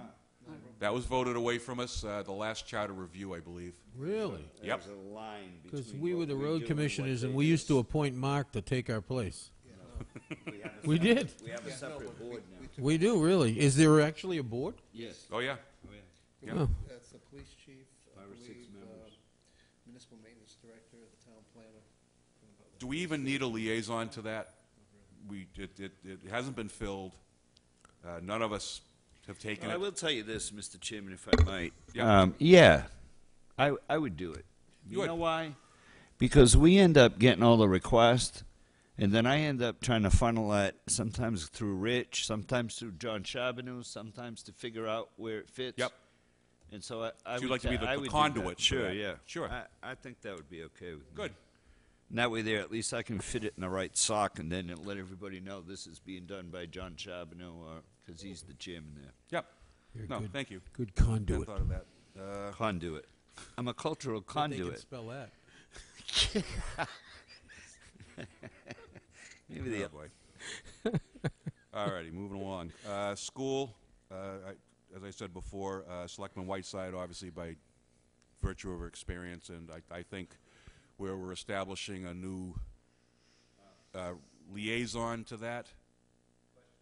Yes. Mr. Chairman, when you say school on here, is this the appointment to the negotiating body? No, this is a liaison slot, two liaison slots to the school committee.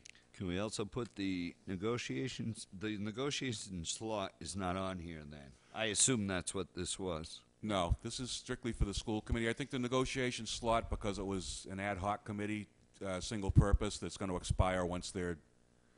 No, it's the law. That we have Well, a no, that's right. voting That's the member. 6-member, yeah. Right. Yeah. We'll have to determine that. So Is that- I would say that Mrs. Whiteside would fill both of those slots. School committee, that would be her job to deal with the school committee on all those areas. We may need to put that on an agenda and have a vote. I think we probably would, but for now, we can appoint her as the liaison to that negotiating team and then make it official with a vote next week. That way she can get information and find out when the next meeting is, et cetera, et cetera. Okay. All right? Why don't I If get that's that on? acceptable to the board. Yeah, that's a good idea. Why don't, and is that something you'd like to do? That's fine. Okay. And again, for the new liaison to the school committee, Mrs. Whiteside and I will take that as 2 liaisons, just like the FinCom. I think we should have a couple. Trash committee, that was Selectman Holmes. Nobody else expressed an interest but him, so we'll keep him there. Goes Patrick, with I don't hear culture. your name being mentioned. I thought you had to put in 8. I did put Did in he 8. get it? Actually, Did he- I did put he in. get to 8? Matter of fact, I Is put he in at like 12. All right. Don't worry, we got a couple of gaps down the bottom And here. I put in like 12. Tremont Nail, I've got a question about that one. Does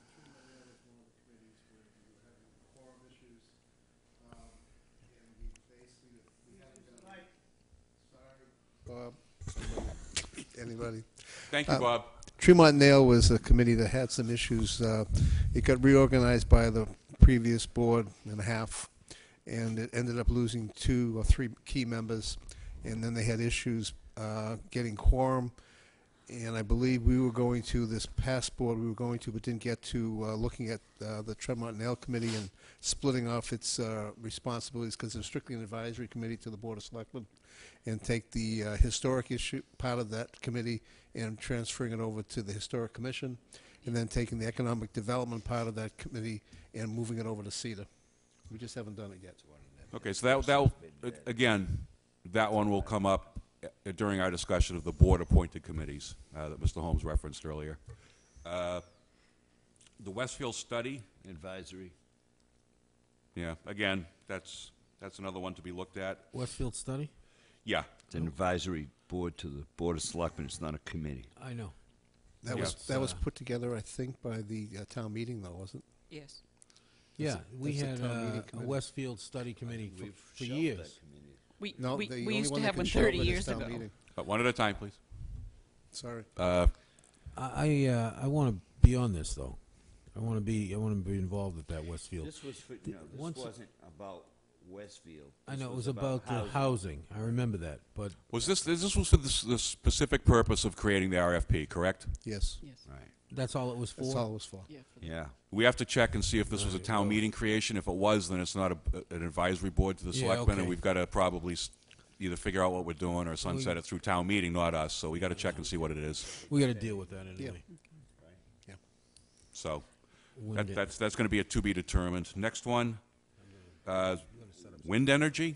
Wind Energy is another committee that was put together a couple of years ago by town meeting to study the effects of wind power on residents, etc.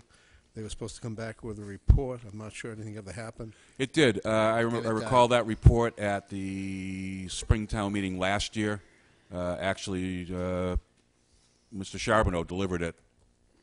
I don't know if they, again, that's another one we're going to have to look into. Are they a town meeting creation? Are they a selectman creation? What are they? That was a town meeting creation. That will also have to be dissolved by town meeting. Okay. It could be, and we'll have to check with the moderator and also town council, that they had a limited charge to deliver a report by a date certain, and after that, they having no function, that they don't even need to be eliminated, that they just, by virtue of fulfilling that task, no longer are in existence. We'll have to look into that. Zoning, Mr. Holmes indicated an interest in retaining that, so it shall be. Now, moving on down to the bottom, Serpid, we just took care of that. Transportation, we took care of that. Joint transportation, Took care of that. took care of that too. Yep. Affirmative action, we don't have anybody. Oh, let's make this one really obvious. Maybe Mr. Tropiano. there's a concern that Mr. Tropiano's He hasn't gotten a- being let off the hook He has here. not got to 8. I just counted. He's He below hasn't gotten me. to 8. Well, you know, I have a couple I want to add to this. Well, let's just get through the ones Just we got so you know. first, brother. All right. So So how about it? You accept I'll that? take it. Sure. Yeah. Sure. Okay. Yeah, I have no problem with that. There you go. I wanted Plymouth County too. So Miles Standish, can anybody on my tell me what list. this is? It's a forest. Well, I know it is, but yeah. The hour is getting late. isn't What is the relationship that the Board of Selectmen would have with whatever this is? Some of us have driven through it. it? Are you saying you want it? I think that's Patrick. Again, I'll get him over his quota. well, in actuality, I have a bunch of others Since that I you're want on to get. affirmative action, you should meet your quota, right? That's- Is that right? Well, Selectman Slavin, you're sort of the person who knows what all these committees are. What is this? They don't meet. They don't.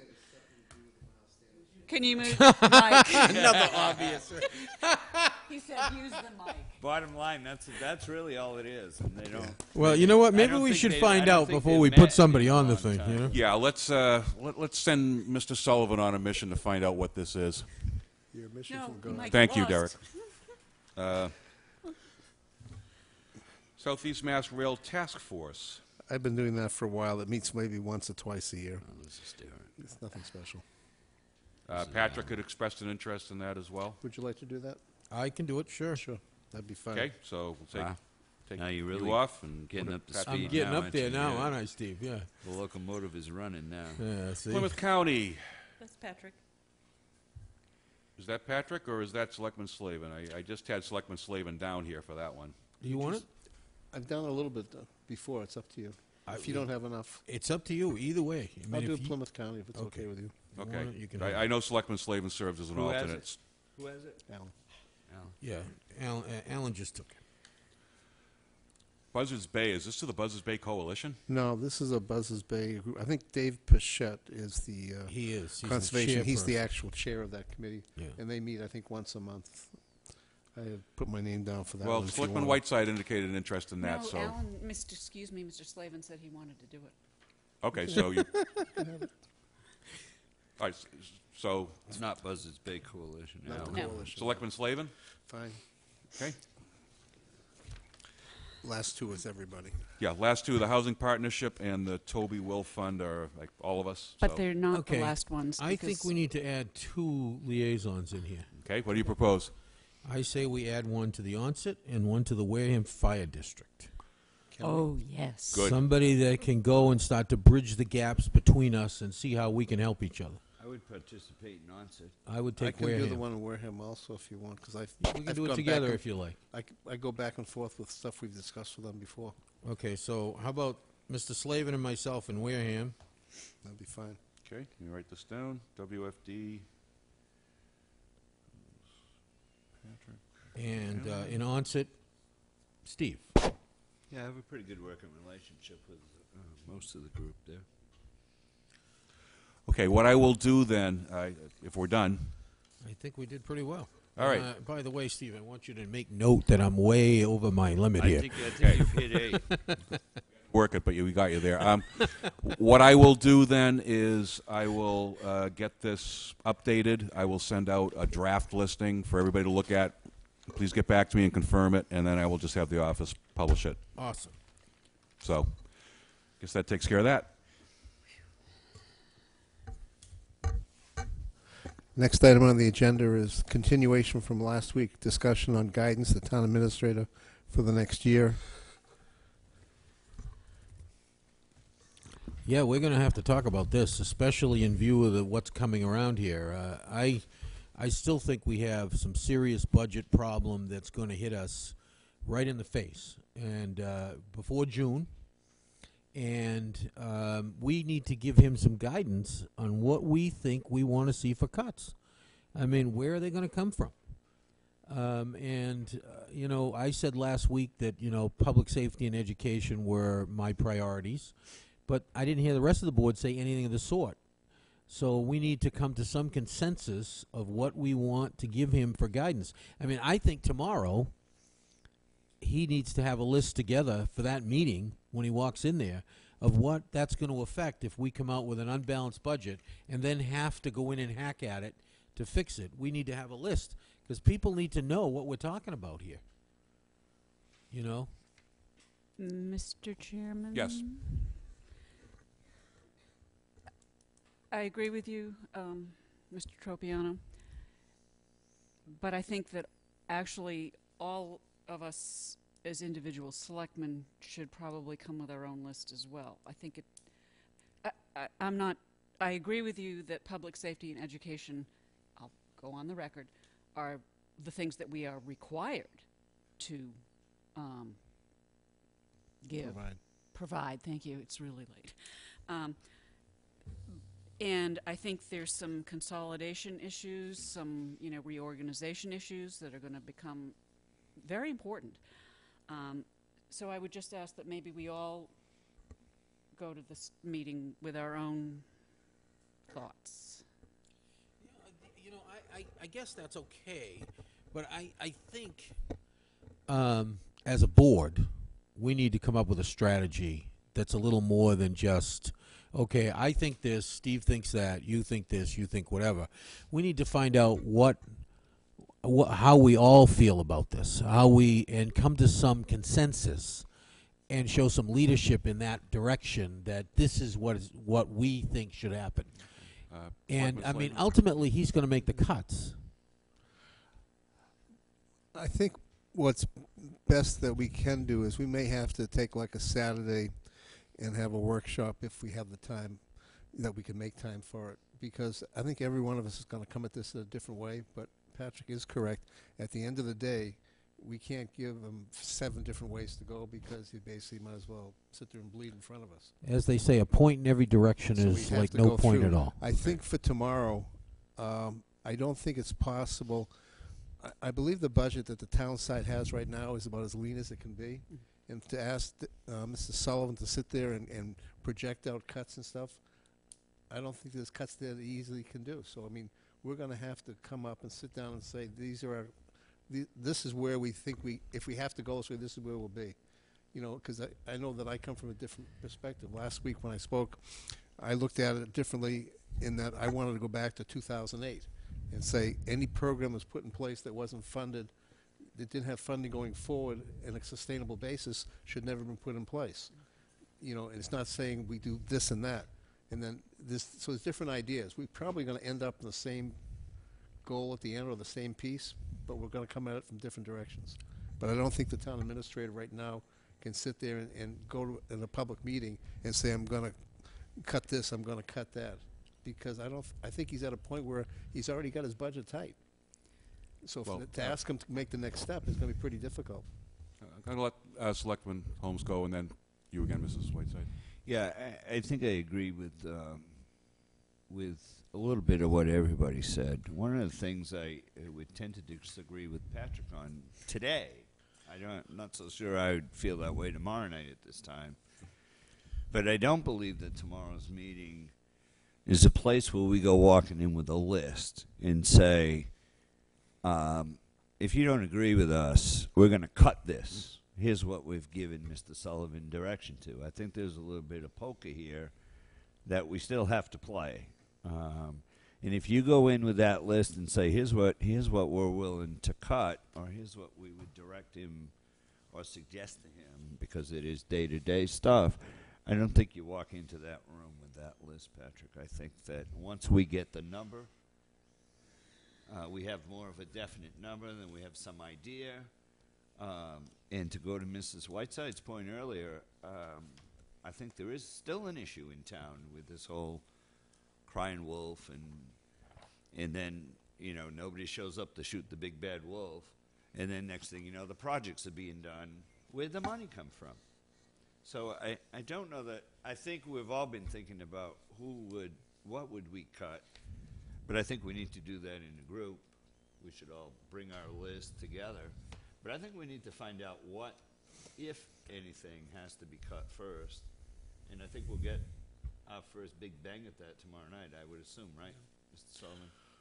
We're going to see some of the latest state numbers, school numbers. They just re-voted again, 2 weeks ago, last week? Yep.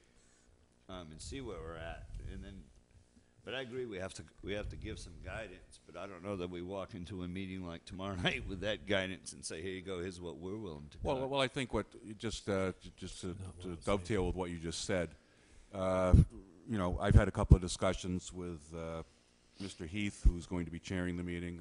Mrs. Bronk is in Florida on vacation. What they are asking is for us to come in and listen to their presentation, their thoughts, and then, after that, having a discussion. So that's what, on behalf of the board, I agreed to do. When I noticed it, I said, we'll go in, we'll sit down, we'll listen to what you guys have to say. I'd like to hear what they have to say. Very much so. And so we will respond to that, and I don't think, I agree with Chairman Holmes, albeit for perhaps a slightly different reason. I don't think we go in with preconceived notions about what we're going to hear.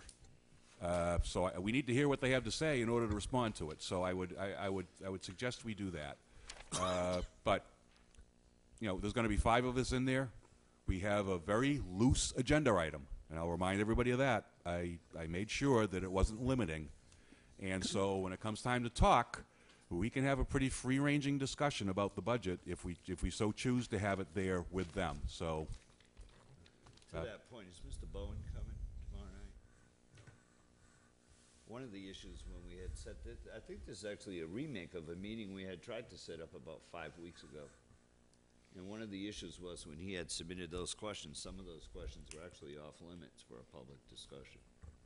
Remember? Well, I think that was when we were getting into the school committee meeting, because the school committee met that night.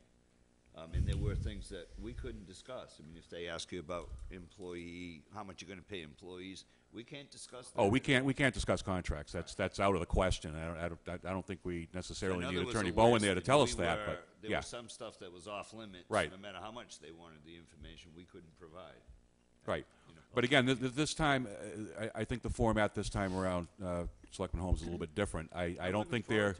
Yeah, I don't think they're bringing us in there to to see what we're going to do so much as they are going to try to explain to us what they think we should do, which is a different take. But Selectman Whiteside? Yes, I also had a discussion with Mr. Heath, and I had a discussion with you. My guess is, my educated guess is, that we are going to come out of town meeting with an unbalanced budget. And you and I had talked about the next several Saturdays of our life.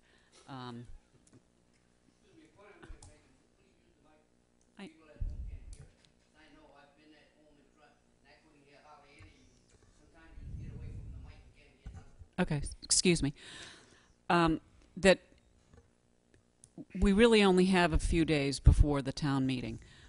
I think we're going to have a really good discussion, but I think once town meeting is over, and that then we are going to have to do exactly what Mr. Tropiano and Mr. Holmes are talking about, and give Mr. Sullivan guidance about how the budget gets balanced. And I think that it's going to take Saturdays from us as a committee. Yeah, we're gonna. There's a lot of detail to go into here that, just frankly, you're not going to see all that work get done on Tuesday night. No. Otherwise, we'll be here till 3 in the morning. I don't think anybody wants that, especially since we won't be making sense after a while. Yeah, we did have this conversation. We are going to have to do this, and in connection with that, also, we're going to have to work with the FinCom and the school committee going forward. This isn't a one-shot deal tomorrow night. This is the beginning of hearing from the FinCom what they think, hearing from the school committee what they think about the budget, and they all get to hear from us too. So from there, we see what blossoms. All right, so let me ask a question. Whose budget are you going to support when you go on the town meeting floor? Which budget is this board going to support when we get to town meeting floor? We already have a vote. We do? You vote. You're an individual member No, when you're at town meeting. Which budget You are an individual member when is you're at this town meeting, board going to support? What kind of leadership His are we budget. going to show? Okay, if it's his budget, do we agree that it's his budget we're going to support? I agreed to that. Do we all agree that that's the budget we're going to support? I will support I that agree to budget, that. but I will be We took a mindful. vote on that, Okay. yes. Well, So tomorrow night, my guess is this is how it's going to lay out. The school department's going to go there and make their argument of how they want the budget to be and what they need. Okay? Correct? The FinCom is going to go and say, well, this is what we think is going to happen and this is what we'd like to see happen, right? So what are we going to do? Are we going to go there and show some leadership and say, well, this is what we want to see happen? This is probably our last chance in front of everybody, in front of boards, to say what we want to see happen. We've supported his budget As a all board. along. We voted. That I know of, we haven't. The board, we haven't deviated from that plan. the prior board. Then maybe we should Let's- reaffirm let's- the vote. let's- Well, then one at a maybe- time- one at a time, folks. Sorry. Thank you. Well, I mean, this is the point. The point is, where are we going with this? And the reason why I say you need to have some cuts in mind is because tomorrow night you're going to have cameras and other boards and so on, and everybody has you got to make the case for why we should be supporting his budget and why it's the better of the budgets as a board. Well, I They're would, gonna I would make say, that I would, case. I would suggest to you that tomorrow night. It sounds like we haven't done that. Well, no, I'm saying, well, we that's have what it done sounds that. like you're not going to do tomorrow night. It sounds like everybody wants to lay back and say, well, let's see what we come up with and see what happens and see whatever. No, I don't Well, think that at all. What I see I would is. say that's an unfair characterization of well, the board. let's not get down into that. I would Well, say this. It's true. I We voted on his budget. Well, we did, and that was my first statement. I will say this. My intention at town meeting is to support that budget. However, we have to acknowledge that this is a political question that gets decided by the legislative body. And to the extent that there is something that comes out of there that isn't Mr. Sullivan's budget, we got to plan accordingly. We have to talk about tomorrow night.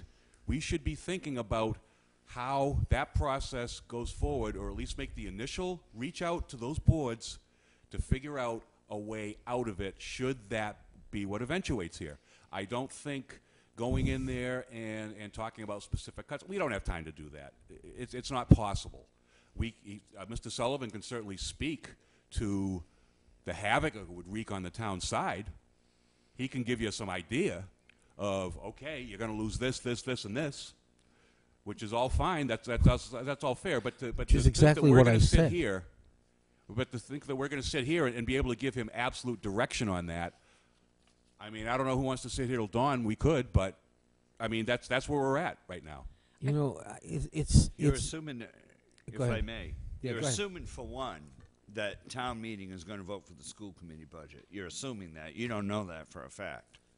No, you see, that's You not don't what. know that. That's not what I'm assuming. What I'm You saying just said is that we're no. going to come out of town meeting I said with an that is unbalanced likely. budget. I didn't say I'm assuming that. I'm saying we need to make our case tomorrow of why they shouldn't do that. That's my whole point here. Because if town meeting supports Mr. Sullivan's budget, as I believe they will, I believe in that, then the point's mute. May I Well, make well, a suggestion? Yes, go ahead. It may help if Mr. Tropiano and I have an opportunity to vote and take the stand that the three of you have already had, which is to accept that you voted on it. I We understand. didn't. So you we all asking? came in on new members here, so I understand what you're saying. Yep. So what you're so asking it would then be is, reaffirmation. I have no problem with a reaffirmation of the budget. I mean, we have to support Derek. He's our town administrator, and we have to support what he does. But we also have to go there and support the reason why we are supporting his budget and why town meeting should vote for his budget and not for an unbalanced budget. well, beyond That's that, what I'm saying. beyond that, Mr. Tropiano, this conversation, even if Mr. Sullivan's budget prevails at town meeting, that doesn't end the work. No. That I still think we need to meet on Saturdays to try to figure out joint efficiencies between town side, school side, and to work with those people to try to get the damn word side out of the equation altogether, because that's something we're going to have to do going forward. The budget projections are, frankly, ugly. You think it's bad this year. Wait till you see what happens when next year hits. It's beyond devastating. We have to figure out a way to distribute the pain that we're going to feel. So I think the work still is going to be done one way or the other. But if you're looking for a vote right now to reaffirm our support for Mr. Sullivan's budget, let's have it. The school department is struggling as mighty as we are. There's no question about it. And if we support his budget, it's going to be a hurt to them. And at some point, even if we can make the argument that they support Derek's budget, we still have to go to work and find out how we're going to help the school system, as far as I'm concerned. Okay? Absolutely. But it is the right thing to do right now, is to come out of town meeting with a balanced budget and then see what we can do. It would be a better way to come out with a balanced budget and then start looking at the ways we can help with the school system. You see what I mean? Other than to come out with an unbalanced budget and work it backwards. So we need to make the case of why town meeting. That's what I'm telling you. Tomorrow night, we need to sit there and make the case of why it's more responsible to vote for Derek's budget at this particular time. And that's what I'm trying to get across. That's sort of the leadership I want to see the board do. I want to see the board go in there with that kind of direction and that kind of leadership. Well, in that case, May I make a motion that we reaffirm the vote previously taken on whatever the budget, the budget article. Budget article. Second. I second. All in favor? Aye. All opposed? None. Abstain? None. 5-0-0. But again, this isn't a contest of wills here. We're all in the same town. And so we, as Mr. Tropiano said, if our budget prevails then they've got serious issues that we have to try to help them out with. And I hope that if it works the other way around, we will see the same level of cooperation from them. And I am hopeful of that. I see some heads being shaken, but you know, It's a game of chicken. I'm going to remain optimistic. I think I have to do that. So, Go ahead, Alan. anything further, Alan? I'd really like to hear from Alan, actually. The issue we're going to have is if we go to town meeting and say we have just a number of $100, that's the budget, just to make life simple, and it's split up, say 60-40, whatever. On town meeting floor, if they try and move the budget around and add, say, 20% more to the school side, take away from the town, number one, you have to find out whether or not the moderator will allow it because it's changing. It may change the scope. The real issue on the budget itself is if we try and pass a budget at town meeting which exceeds the town administrator's budget, because now we exceed our tax levy. That's when we get into the real problem. Right. Because now we're spending more than we're going to earn. The DOR has sent us a letter because they've heard we may have this situation, and they've told us very simply, I think everybody's got a copy, that says basically if we exceed the Proposition 2.5, exceed our tax levy, the Board of Selectmen have to come back and call a special town meeting and sit there and make the cuts and see if town meeting will accept it. It also says that every department should be working on the previous year's budget level and spending 1/12 as it goes along as well, even though they've been appropriated more money. This is right from DOR. I know what the thought process is people are having a contingency plan in case something like this happens, and what they're saying is they want to give the board 60 days to come up with a solution if this does happen. Obviously, we'd like to come up with a balanced budget because I think we've already said that. The problem is, and I'll take responsibility as much as anybody, we were so late getting to this because we just didn't get to it that, we're 6 months behind. We should have been at this 6 months ago. We should be going into town meeting with what it is. I can't fix that now, but I'm just saying that I don't have a problem where we're going, but there is a chance, so we have to have a provision just in case it happens. That's all I'm trying to get at. And the guidelines will put out for us what we can do if it happens. But I'm not sure it can happen at town meeting that easily. Because you really can't sit there and spend more than your tax levy. No, because you're crazy.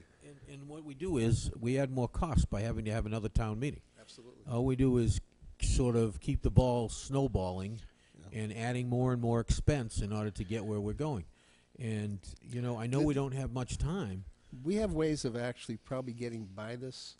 There are certain things we can do, but all we'll do is if we get through this year, we'll just come back next year even worse. We can use our reserve funds. There's other things we can do, and it's what this town has done for a long time, and a lot of towns is they avoid the critical decisions, the hard decisions, and they fudge it through and find some money one time. And I'm just not willing to do that anymore. No. I don't want to be part of that. Well, just look.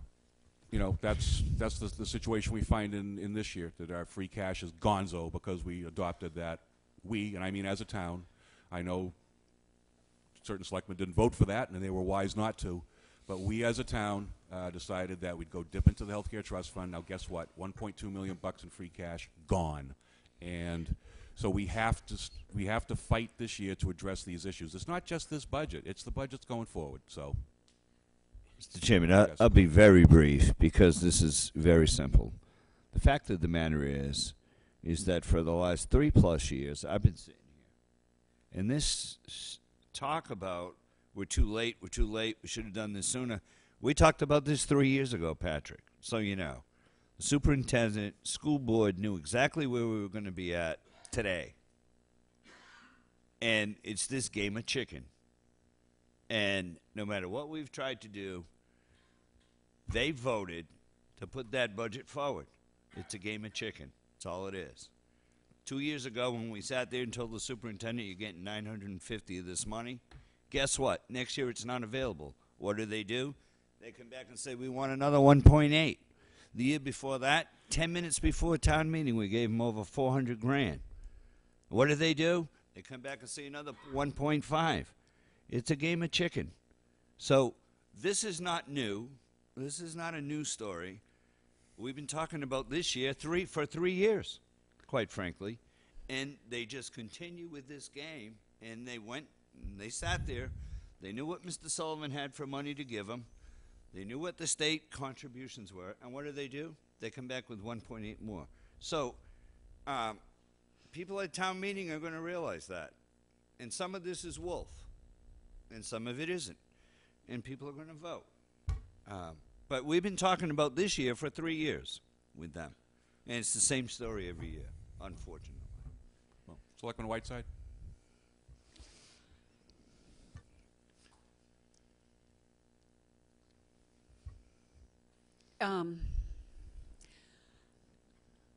I hear all of you. I understand your frustration.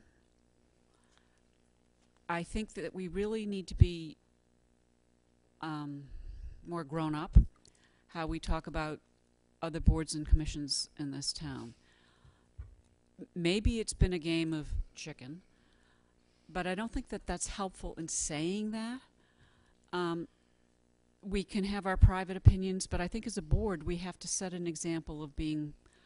It is what it is. I do call a spade, and I could fluff it up for you, but that's not leadership. You got to call it what it is. When you tell somebody, I only have $100 in my pocket, and they say to you, give me 1,000, Mr. and Holmes, keep repeating it, what do you call that? I call... Yeah. Right? That's my question. It's called chicken. It's a game of chicken. You're daring me to give you $1,000 you know I don't have. So Okay, I've actually been to a school committee meeting where they discussed the budget, where the superintendent, it was a workshop meeting, superintendent had instructed each of the principals to come up with a specific number of dollars in cuts, and I gave the results of that workshop papers to Mr. Sullivan.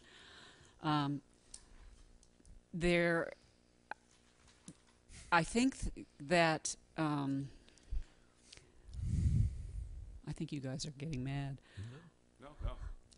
Listen, that's why please speak. No, that's what we're here for. We're Maybe just, that's an impression. If my word chicken upset you, no, I apologize. I'll use the word dare. I just Maybe think that's it's a better word. I think, Mr. Holmes, all I'm suggesting is that there has been a contentious relationship between the school and the town sides of the budget. We all believe that the word side shouldn't be mentioned, that it is one, my tax bill comes on one piece of paper and it doesn't say town and then the rest of the stuff. So I think we're all on the same page, but I think we have to adopt we can, listen, I'm blunt. I'm beyond blunt, okay? But I think that when we are the town fathers, we need to be pleasantly blunt. But wouldn't you agree that that's what got us into this position in the first place? I'm not debating it. Huh? I have one more thing I'd like to say. One more thing. Just one thing quick. Yeah, then why don't we wrap this up? Part of our argument that we need to make tomorrow night is exactly what happened with the Healthcare Trust Fund. DOR sent us a letter. This is a bad thing to do. And town meeting did it anyway. And what happened? Now we got to pay the trust fund back. So the same thing happens here. DOR just sent us a letter. Don't come out of town meeting unbalanced. And that's got to be our argument. And I'm not saying, and I want the school department to realize this, I'm not saying that we're not going to have to try to find some help for them somewhere along the way in this process. But we to help them with their issues and help whatever. And I'm not saying we're not going to have to cut in order to help them. I'm not saying that at all. But I'm saying we just can't come out of town meeting unbalanced. It's just it's not.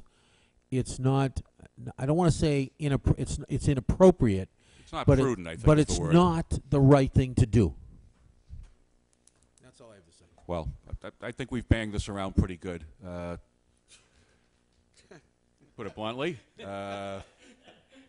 That's good. This is good discussion. It is a good discussion. It's frank and it's open, and there's a lot that's out there. I don't have an issue with it. And for anybody who's watching, I think this is the kind of discussion that we're all going to have. And by the way, discussions like this are going to be more than just internal to the Board of Selectmen going forth. You may hear some of this tomorrow night as well, so it might be interesting TV for everybody. So, with that in mind, Reality anything TV. else, or are we going to move on? It's real reality TV. We're going to need a motion pretty soon if we're going to go. We just do it now. Motion to continue past the hour of 10 o'clock. Second. All in favor? Aye. Aye. Item number G, I think we've actually discussed that, which is discussion on budget for 2014. I believe we morphed from one to the other. Next item is discussion of board policies. I believe Mr. Titlebaum was listed to handle number 1 and number 2 at a previous board meeting, probably about 3-4 months ago, 5 months ago. I don't know if it was quite that far back, but anyway, if you just give me a second here, my paperwork's spread all over the place.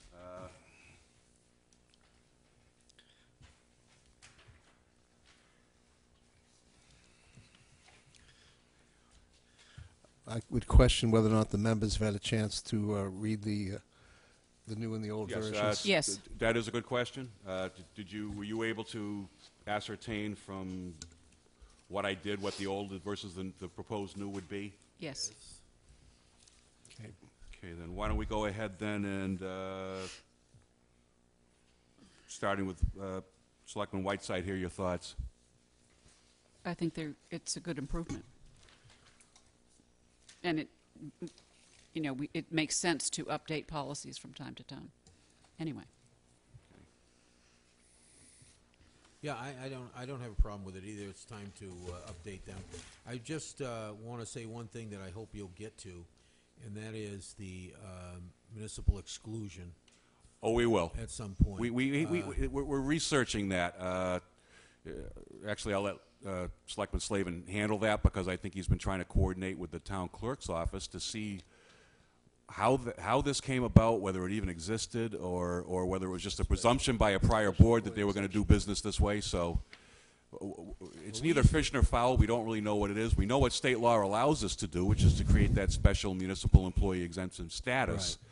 But the question is, what is on the books from prior boards? We haven't really been able to figure that out. Well, we had, I can tell you what happened back in 2002 to 2005, and that is that we decided to do them on a case-by-case basis. Correct. We originally had a blanket passing of the regulation, or accepting of the state regulation, and we decided to change it to a case-by-case basis. We did that because we have teachers and so on that often give their time and, can only get one check. And they often, are coaches and other things, and it's always been a problem. So I would like to see us get back to at least doing it on a case-by-case basis, even if we don't do it as a blanket. Okay. We will take that up. Certainly. I'm mindful of that. We're just trying to figure out what it is that we're looking to. We got to see what it is we're looking to amend. This is a good start. Let's just not Why don't we take them up one at a time then? forget where we are. 0903 Code of Conduct, Contract Services.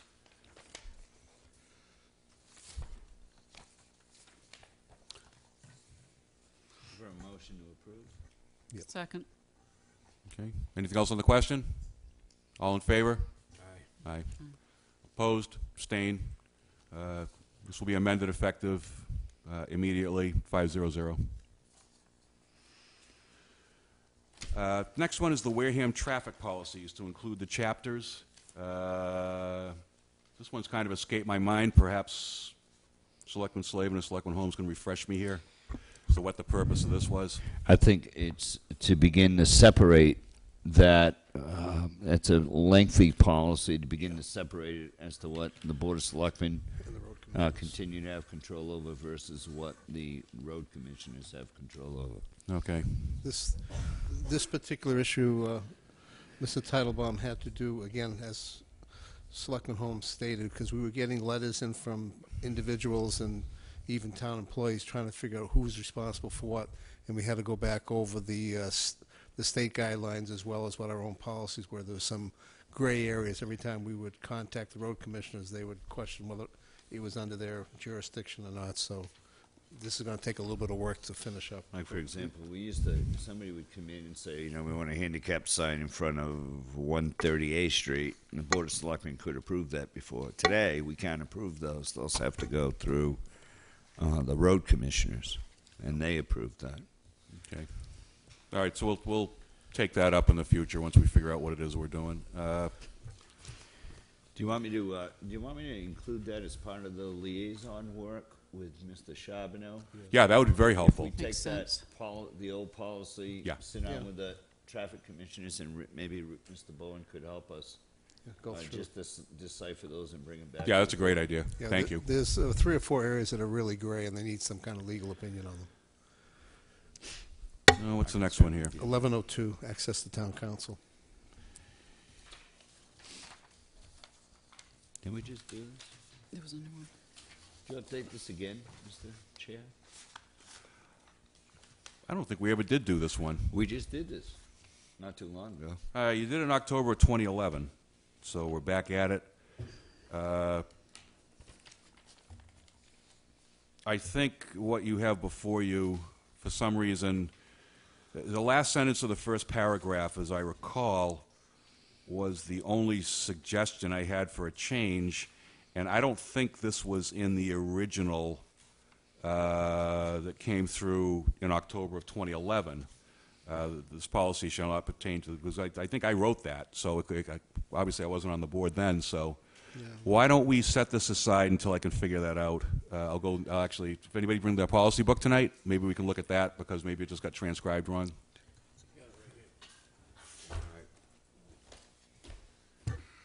I've got the old one here, Peter, also.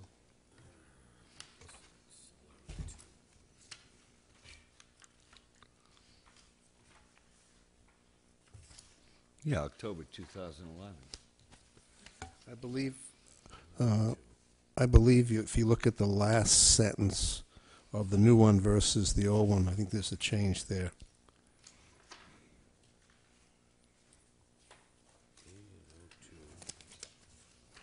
The new one says, but not limited to the health agent, police, animal control officer, planning director, conservation agent, and the building inspector. The old one mentioned, not including but limited to the health agent, police, animal control officer, and building inspector. Oh, so you just added 2 more. Yeah, that's all that was added that I can see. That sentence you mentioned is in both policies, the old one and the Oh, it new is? one. Okay, then I'm just going crazy here. Well, I'd support a motion to approve 1102. Second. Okay, anything else on the question? All in favor? Aye. Opposed, abstained, 500.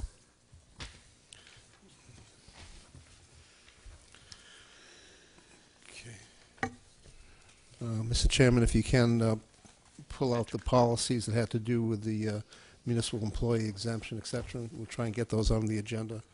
Yeah, So again, we we're still start trying to working on them. research those policies, who created them. We've made inquiry to the town clerk's office to enlist her assistance in trying to figure this all out. So we'll continue with that on a future agenda. I have the paperwork here for it as well, so we should get to that. Okay, thank you. Okay. Next item? Any other business? Town administrators report.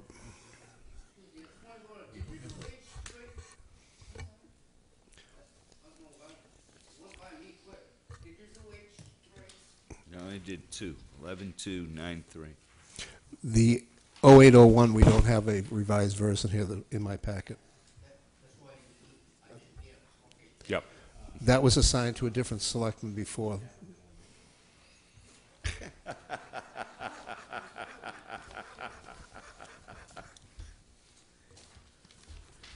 Well, Do it again? we Yeah, just, what the hell. okay, we're up to the town administrator's report. Anything to report, or have you had enough of us tonight? Well, thank you, Mr. Chair. Just real quick, I wanted to let the board know that last week, the No middle PEC initial, right? did accept the change in healthcare with the splits, and we will be moving forward on finalizing that contract with them. That over the next 6 years, they'll save the town over $4 million. Wow, thank you. That's There's one quick thing. Sal has asked me to speak about the Business to Business Expo, which maybe we can have at the beginning of the next meeting so more people can hear, but it is a focus on regional tourism, sponsored by the Wareham Community Economic Development Authority, Cape Cod Canal Region Chamber of Commerce, and Eastern Bank. An all-star panel of experts: State Senator Mark Pacheco, State Representative Susan Williams Gifford, Paul Cripps, Executive Director of the Plymouth County Development Council, Peter Teitelbaum, Wareham Selectman, Chair, Bruce Hutchins, Route 95 Visitor Center, Linda Burke, AD Makepeace Company. Expo panel discussion and luncheon at the newly renovated Bay Point Golf Club, 19 Bay Point Drive in Onset, Friday, May 17th, 2013, 11 a.m. to 2:30 p.m. is the expo. Lunch and panel discussion, noon to 1:30 p.m. The cost is $25 per person. Tables of 8, $225. Vendors, lunch is included. It's get connected, network, and learn how you can promote your business. You can register online at www.capecodcanalchamber.org. For more information, contact Terry at 508-759-6000, extension 10. Please be advised, advance registrations are required, no walk-ins. I may take issue with the characterization of myself as an expert, but other than that, it's a pretty good thing. Mr. Chair. May 17th, what time? May 17th, 11 a.m. to 2:30 p.m. Is there anything else?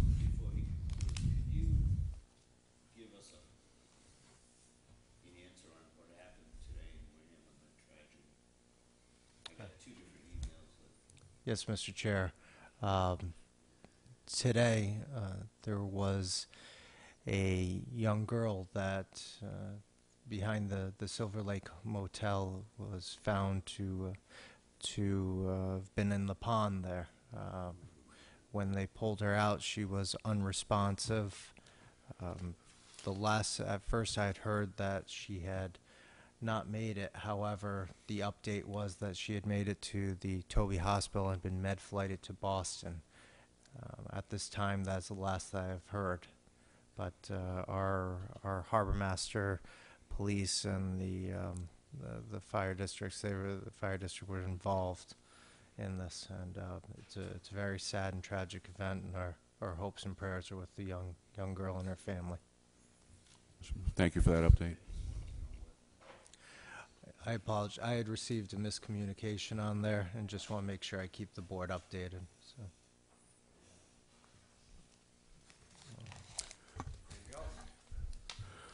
Reports from the board on the different committees.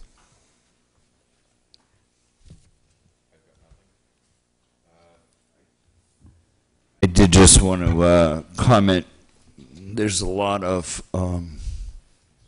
misconception going on right now in regards to CETA, and I just want to try to clear the air a little bit in terms of the Hammond School. We received a letter from the superintendent stating that, they wanted to turn the Hammond School over to the town. And then we received another letter from the school department saying that, they rescinded the first letter and that they were going to maintain control of the Hammond School. So we've taken a little bit of heat here on the CETA board because of the recent development with the Boys and Girls Club lease, or potential lease, of that building. That is an agreement directly between the school board, the superintendent, and the Boys and Girls Club. It has nothing to do with CETA. So as the board gets their updates from Sal on the CETA board, you won't see any of that Boys and Girls Club stuff in the CETA board's report to the Board of Selectmen. And that's why. Because CETA has nothing to do with this lease between the school department and the Boys and Girls Club. And I verified that with Sal to make sure. Because as I read in the newspaper one story and I looked at my report on the other hand, it's like, hey, this doesn't match up at all. And that's the reason. The Board of Selectmen have not authorized any lease between the the Boys and Girls Club in the town of Wareham. That's done directly between the school department and the Boys and Girls Club. No involvement from CETA. Thank you. Thank you for that clarification. Question. I just want to ask a question. Derek, that's a town-owned property that's being leased. Does that money go in the general fund, or does the school department have a revolving account and that goes in there? There will be a revolving account for the maintenance of that building. Okay, that's how they set it up? Yeah, I believe Okay. maintenance and covering some of the Some of costs. the cost of Yeah, operation? correct. Okay. All right, thank you. Anybody else Me? who wishes to liaise? I'll liaise. As I said, I did already attend a school committee budget workshop. I know a lot of the people. I think I have a sort of an inside track, and I really hope that we can come to a better working relationship with the school committee. The other thing I want to say is, in the first 2 weeks of being a selectman, I've received like 400 million emails. I want to compliment Mr. Sullivan on keeping me current. I want to thank Mr. Slavin and Mr. Holmes and Mr. Teitelbaum for answering all of my questions. I would also say that many people, if I've asked a question, they've answered it in town hall. Different boards and commissions have been sending emails keeping me current on stuff. I'm sure we're all getting them, but it's a new way of doing business, and I really appreciate the communication that we as a board get. I just want to say that. Well, thank you. The Wareham, the Historical District Commission, the Wareham Historic Commission will be meeting on the 25th of April. We have, everybody knows that there's a piece of property on next door to Bessie Park that's been kind of sitting, falling apart for quite a while with an Nantucket lightship. The owner of the property has actually submitted a demolition request for a particular building there, and it looks like that if the two different boards can get together and figure what they want to do as far as the demolition there, because it is in the historic district, there's a good chance that we will have a possible development of that area within the next year, which would be a good plus for the town. Community Events Committee is now taking applications for their requests for programs for the coming year. Make sure everybody gets their stuff, and I think the cutoff deadline is quite soon. Thank you.